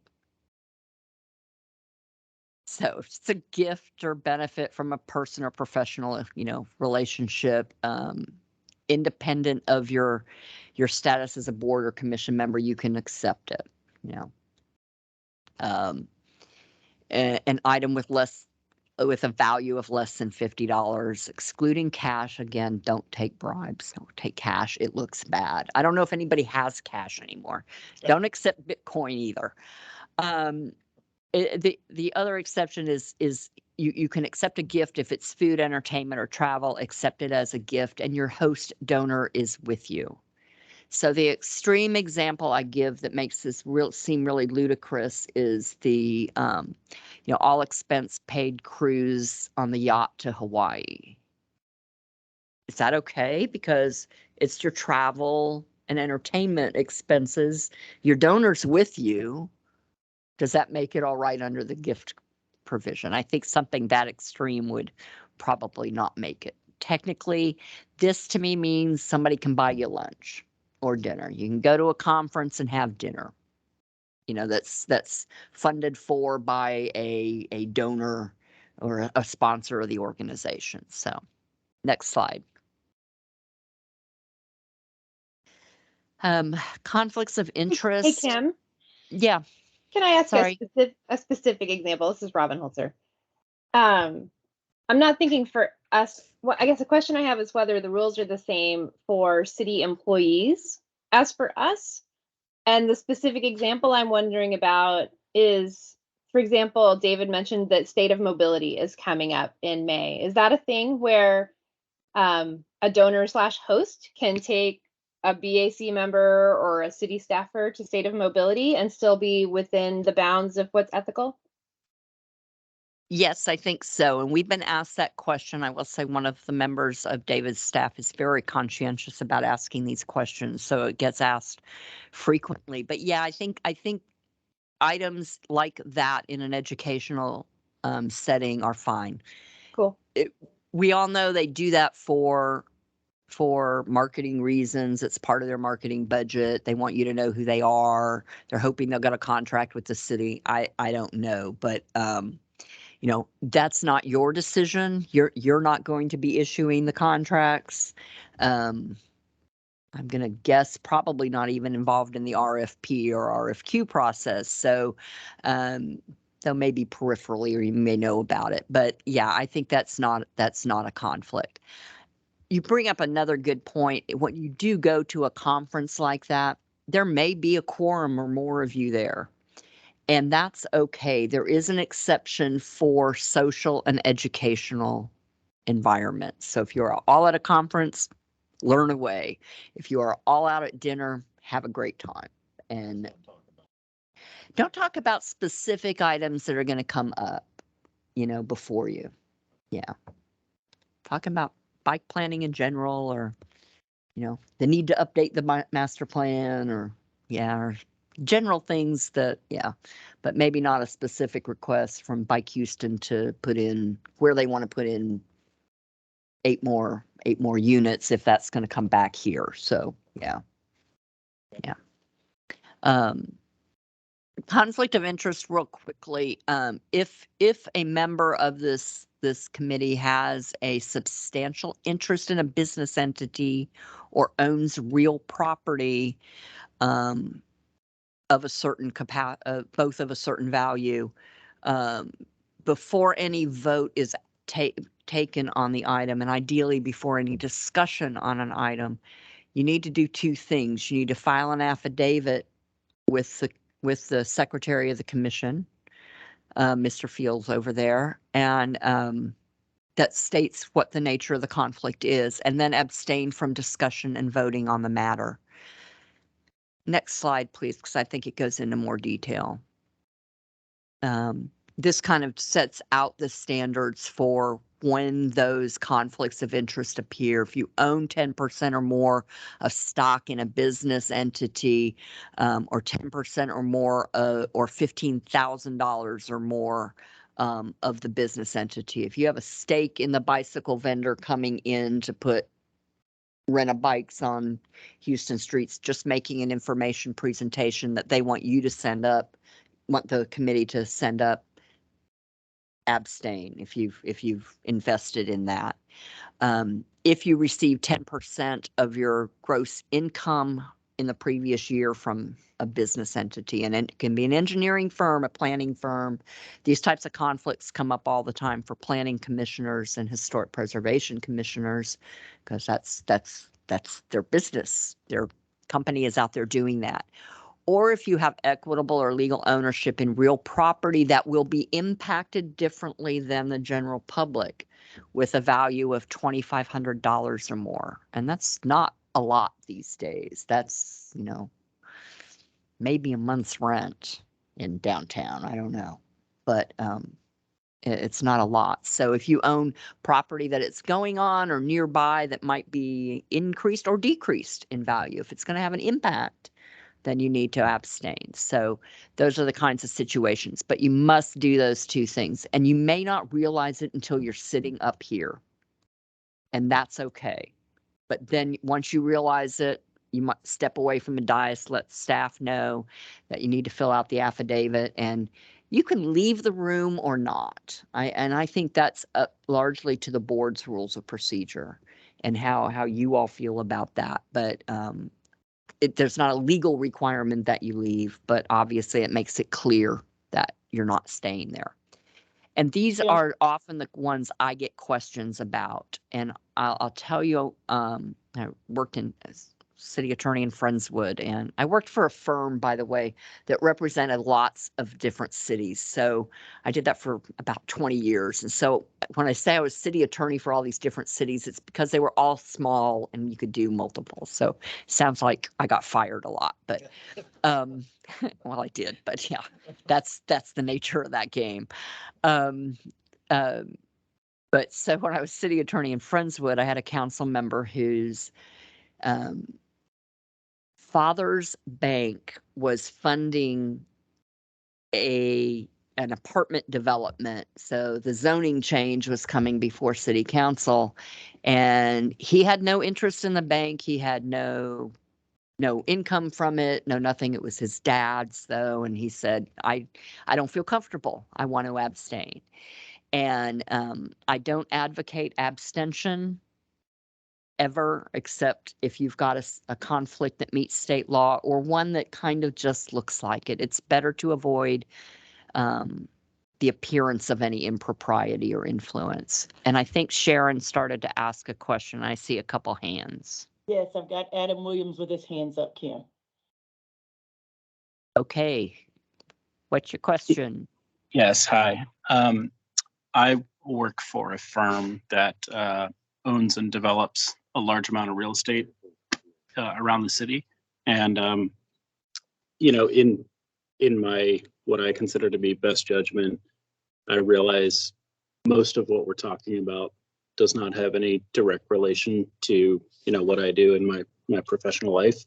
So I'm just kind of curious where this distinction would come in as to what scale of, project that I may feel obligated to abstain or make a notification.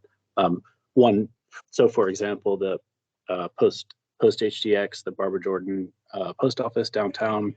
So that's one of the projects that I've worked on, and various discussions about Bagby Street, potential things happening along Washington. Just kind of curious what your opinion on what level of disclosure or abstention I should be involved with for things like that. Yeah, and I will say, first of all of these are pretty fact specific, so it's more of a case by case basis. I would say just in general, from what you've just described, it probably does not rise to the level of, unless it's your company. If it's your company bringing forward the proposal, abstain. You've gotten more than 10% of your salary from them, I hope. I hope they're paying you 100% of that. But yeah, then abstain. Let me ask you, because actually it's a good question, Adam. And think, for example, when we did our prioritization exercise last year, Washington corridor came up. You know, what should Adam's role be in a situation like that? I mean, you could see, oh, well, that benefits Post, right? You know, that's a great thing. So I want to jump that up, you know. That didn't happen. You know, I mean, Right. that discussion did not happen, but I'm just wondering, as a case in point. Yeah, and I mean, that is a perfect example. I think you just weigh that and say, does it give the appearance that I'm doing this for my employer? Or is it clear that the Washington corridor is a larger project? My employer owns a small part of it and that. And again, I say when it gets to the point where you have to ask the question of should I vote on this? It means you're uncomfortable because that weight or that balance is shifting to the side of, yeah, I want to stay out of this. Sure. So, Okay. I think that's pretty clear. yeah, Thanks. feel free to call me. Thank you. Yeah, do we have another question? If you don't at the horseshoe, Kim, I have a question. This is Sharon. Yep. How does that affect quorum? A person says, okay, I'm gonna Oh. step out, I'm gonna step away from this particular question. issue, but you only have so many members. Is now quorum affected and do they have the right to vote? Yeah, thanks. So yeah, if you have a conflict of interest and you have to abstain or you choose to abstain because it looks gray, then it does not affect quorum. It does not break quorum because it's all counted in the vote. If quorum is 8 and one person has to abstain, the vote is, 4 to 3 to 1. So all 8 show present in the vote. Thank you. Nothing else in the chat or no hands raised. That's what? There are yeah. no other hands raised. Oh, You can move on. good. Thank you.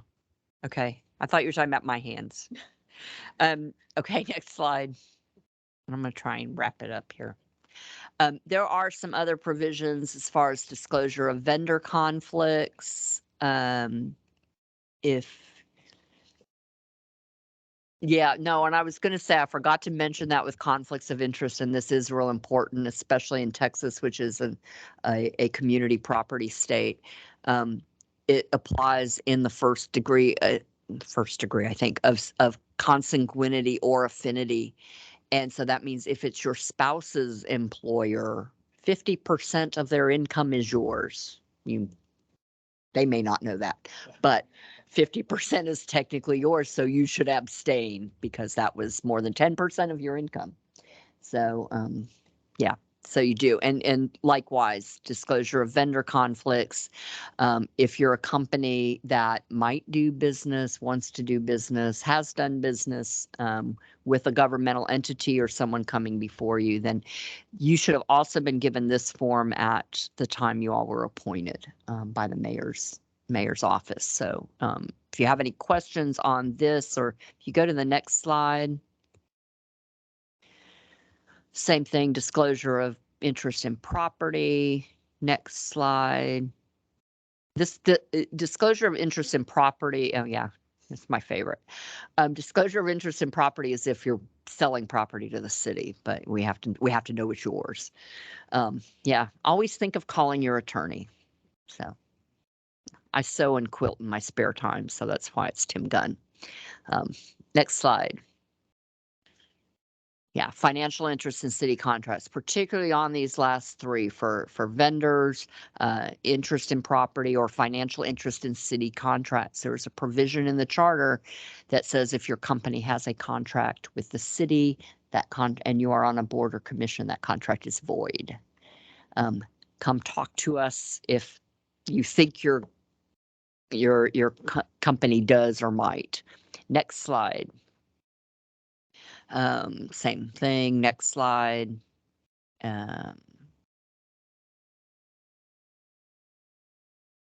Yeah, you can't hold any employment. I'm sorry, employees can't hold anything in arrears either. You may not have any taxes or monies owed to the city in arrears at the time of your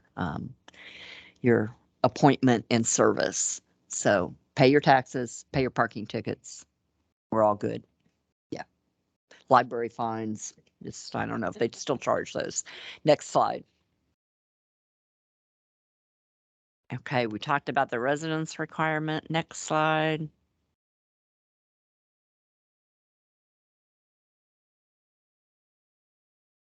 Okay, so within the city code of ordinances, I talked a little bit about the gift limitation. There is also a penal code violation for abuse of official capacity because you have so much power as a bicycle advisory committee member. You would be surprised at how many people, and not on this committee obviously, but and any that I'm familiar with recently, but city council members who jump out of a car at a traffic stop. Do you know who I am? And so don't use your official capacity to try and gain future employment opportunities. Obviously, company looking is going to know you've been on here if that may happen, but don't use it to do that. Don't represent someone before this body. And I mentioned the First Amendment claim that the Montgomery County judge held. I don't think you give up your First Amendment rights by agreeing to be a member of any city board or committee, being a city employee. Obviously use discretion and judgment in doing so, but I think it means you can write letters to the editor, you can state things at the meetings. If you get into a situation where the organization you work with or are affiliated with or on the board of has something coming before this committee for approval or action, call us ahead of time. It's a bad idea for you to represent probably that that presentation before the committee. And don't harass or discriminate against non-bike riders. Sorry, I'm having fun with that. That's kind of, this is maybe the most fun ethics one I've done. The rest of it is, yeah. Okay, next slide. We've got a hand raised. Oh, That is Amar okay. Lohite. What's your Hey, question? Kim, this is Amar. Hi, Like Amar. I'm, hey, as a public agency representative, we do a lot of projects and partnerships with the city. And a number of times those are presentations come to the board, very similar to what Beth presented on something that Lisa works on. Since we are public agency or nonprofits, is there something that we need to abstain from, or is there a certain code of ethics that we should follow that you would say, hey, keep this in mind? I would keep it in mind, Amar. I wouldn't necessarily say you need to abstain from that action unless you think your job depends on it, maybe. And I say that kind of jokingly, but obviously governments are going to cooperate. The biggest issue in something like that is when it is someone's, if you as a board, as a committee member here, wanted to bring Bike Houston's next plan to put a bike, what do they call them? Not a bikeway, where you can go and rent the bikes. Why am I drawing a blank? The B-cycle, yeah, thank you. But if you own property where they were going to put that on and you said, oh, I'll go and I'll make the presentation because I know the board, it's your property and you're going to financially benefit. I think as a government official, you're not likely to financially benefit, so I don't think you would need to abstain. Thank you. Yep. Just a few campaign season reminders. There are some limitations on solicitations and contributions contained in city code. Clearly, as an individual, you can make contributions. Don't do it in your official capacity. It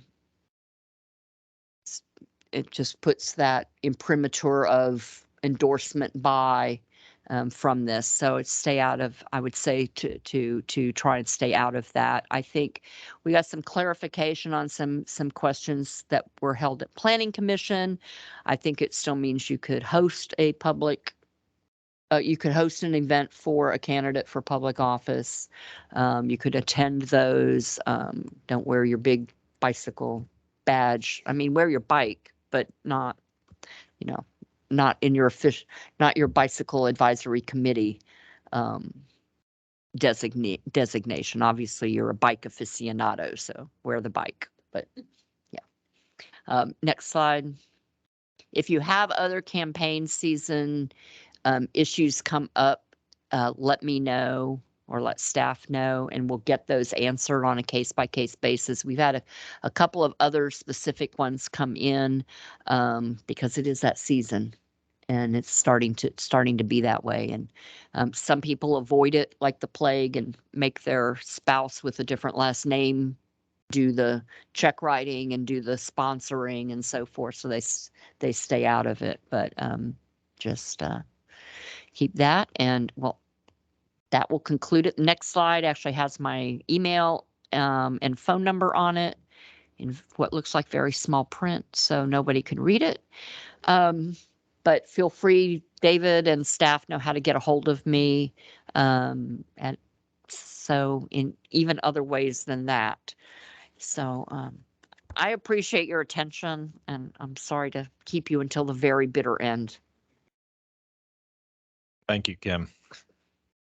Made a difficult topic bearable. Okay. Yeah. Okay, what do we have left? I know we're kind of out of time. Are there some key announcements you want to make? Yes, just a handful of key announcements. So next slide. Next. Yeah, so Sidetracked, the video that we premiered with Vision Zero Houston is available online on YouTube for free. So there is a link in the slides, and I'll have a direct link for the video in the post-meeting email. Next slide. So HGAC, they are starting to host a series of courses on how to anticipate road conditions and challenges. It's kind of an adult train your bicycling course. They're held from April to June, almost every weekend in a variety of different places in the region. And there's more information on their website. And they've also posted, they've also started posting about Bike Month. So I'll make sure to have that link in the email so you could see all of the other activities that we and more are doing. Next slide. So Bike Texas is having the Texas Trails and Active Transportation Conference starting today and through the rest of the week. It is a virtual conference. Registration and more info is at the link in the email. Next slide. Another plug for the Sims Bayou Greenway ribbon cutting that's going on this weekend starting at 11 a.m. Beth and Lisa already talked about that. But also coming up in May, next slide. Third Ward on Tap. So they're also hosting an event on Columbia Tap from Holman to Elgin Street, a big block party, Saturday, May 7th. And then next slide, we're just going to keep barreling through. Our Bike to Work Day is at 7:30 a.m. May 20th. We are going to start at the Lost Lake Visitor Center. We're going to ride Buffalo Bayou to City Hall. More information is on the Houston Bikeways website. And we'll also be sharing this out. Feel free to come, bring your bike, celebrate with us. And then at the end of May, so Harris County and the Harris County Toll Road Authority, they're about to begin engagement on the Destination Trail, which is going to start here in the city and extend southeast all the way to Webster. The first open house is going to focus on their first segment, which goes from Emancipation Park to Mason Park, and that will be Tuesday, May 31st at the Raul C. Martinez Courthouse. And our next meetings, May 25th is the Infrastructure Subcommittee, June 22nd is the Education Subcommittee, and July 27th is our next BAC meeting. Just wanted to kind of give an update about the infrastructure and funding talk. So Chair Compson, myself, and Bike Houston, we've been talking about bringing speakers to talk about the IIJA and the soon-to-come tip call for projects from HGAC to the BAC. We're still waiting. It's still a process. We want to make sure our friends at HGAC are ready to present. So that will be coming forth later in the year when the tip call for projects is ready, and we'll have those speakers in line. So that may happen during a BAC committee meeting, may happen in the infrastructure subcommittee. It all kind of depends on the timing. So stay tuned, and thank you all. Appreciate everybody for coming once again. Ryan, you've got a couple of hands raised up in the chat. I know Joe Catruffo from Bike Houston, he's had his hand up for a while, and then Robin Holzer. And also want to make sure that we recognize that Jessica Wiggins is here and arrived about 3:50. So get that on the record for us, please. Thank you. All right, got you. All right, Joe. Thanks, Brian. Good to see everyone here. I just wanted to make a quick announcement. Bike Houston has the 2022 Houston Bike Summit happening next month, Bike Month, of course. As some of you may remember, we didn't have an in-person bike summit in 2020 or in 2021 for obvious reasons. So we're happy to say that it's going to be back in person. It's a 3-part event this year. We've got on Thursday, May 19th, we'll have a virtual event with a book talk with Jesse Singer, the author of a new book called There Are No Accidents, which talks about how, among other things, traffic crashes are not accidents, and goes into the whole history of accidental death in America and the race and class implications of that.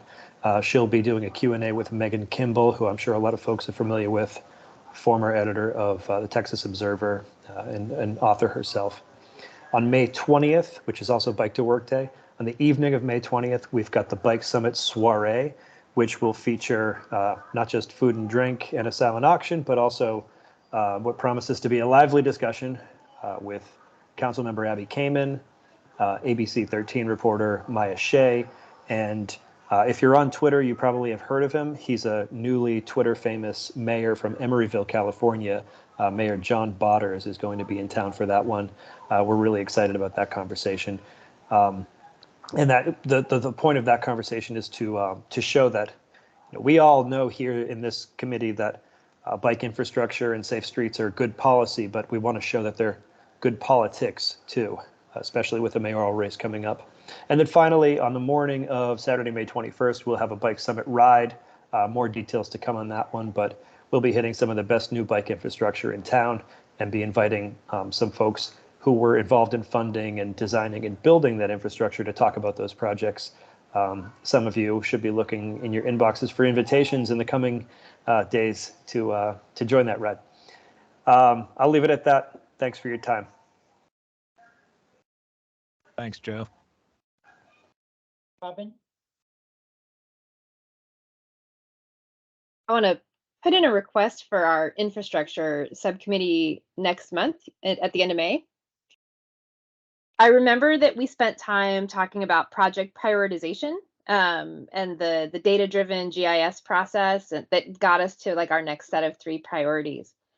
And something I'm interested in is 2 pieces. The first is I sort of heard all of that as how we want to prioritize the city's annual bicycle project allocation money. Like this is what we want to be working on next. But I think there's a related piece to it of how do we want to allocate money when well-timed partnership opportunities come up. So in particular, I'm aware a couple of the TERSs, the city's TERSs, TERS 5, TERS 27, are working on some pieces of West Dallas, which is a thing. But then there's also a gap coming on WA between West Dallas and Allen Parkway. And my impression is there is an opportunity for the city potentially to get a whole lot of bang for the buck out of a fairly modest investment to help close a gap in that process. But that wasn't part of our official prioritization discussion a couple of months ago. So I would hope that when we come back for infrastructure next month, that we could talk about both this specific example, how can we position the city to help make that key piece on WA happen? But then more broadly, is there a process piece that we want to have in place by next January when we start talking about prioritization for next year to make sure that we are both advancing city-driven projects, but also equipped to participate financially in partner projects? Also, I should give credit to Precinct 1 in that. Sorry, I didn't mean to leave you out, Amar. Anyway, that's my request for infrastructure. Great, thank you, Robin. There's one more comment in the chat. This is from Matthew Tetlow. Love it, Joe. Are these upcoming activities listed on the Bike Houston website calendar? I should have plugged the website as well. bikehouston.org/summit. And there's a little banner on the top of the website. Thank you. That's all we have.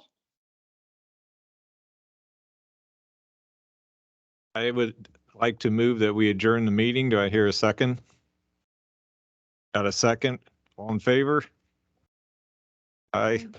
Aye. Thank you, Aye. everybody. Thank you. Thank Bye, you. everyone. You don't need a motion? Let's do it. All right. We're adjourned. It's on the agenda.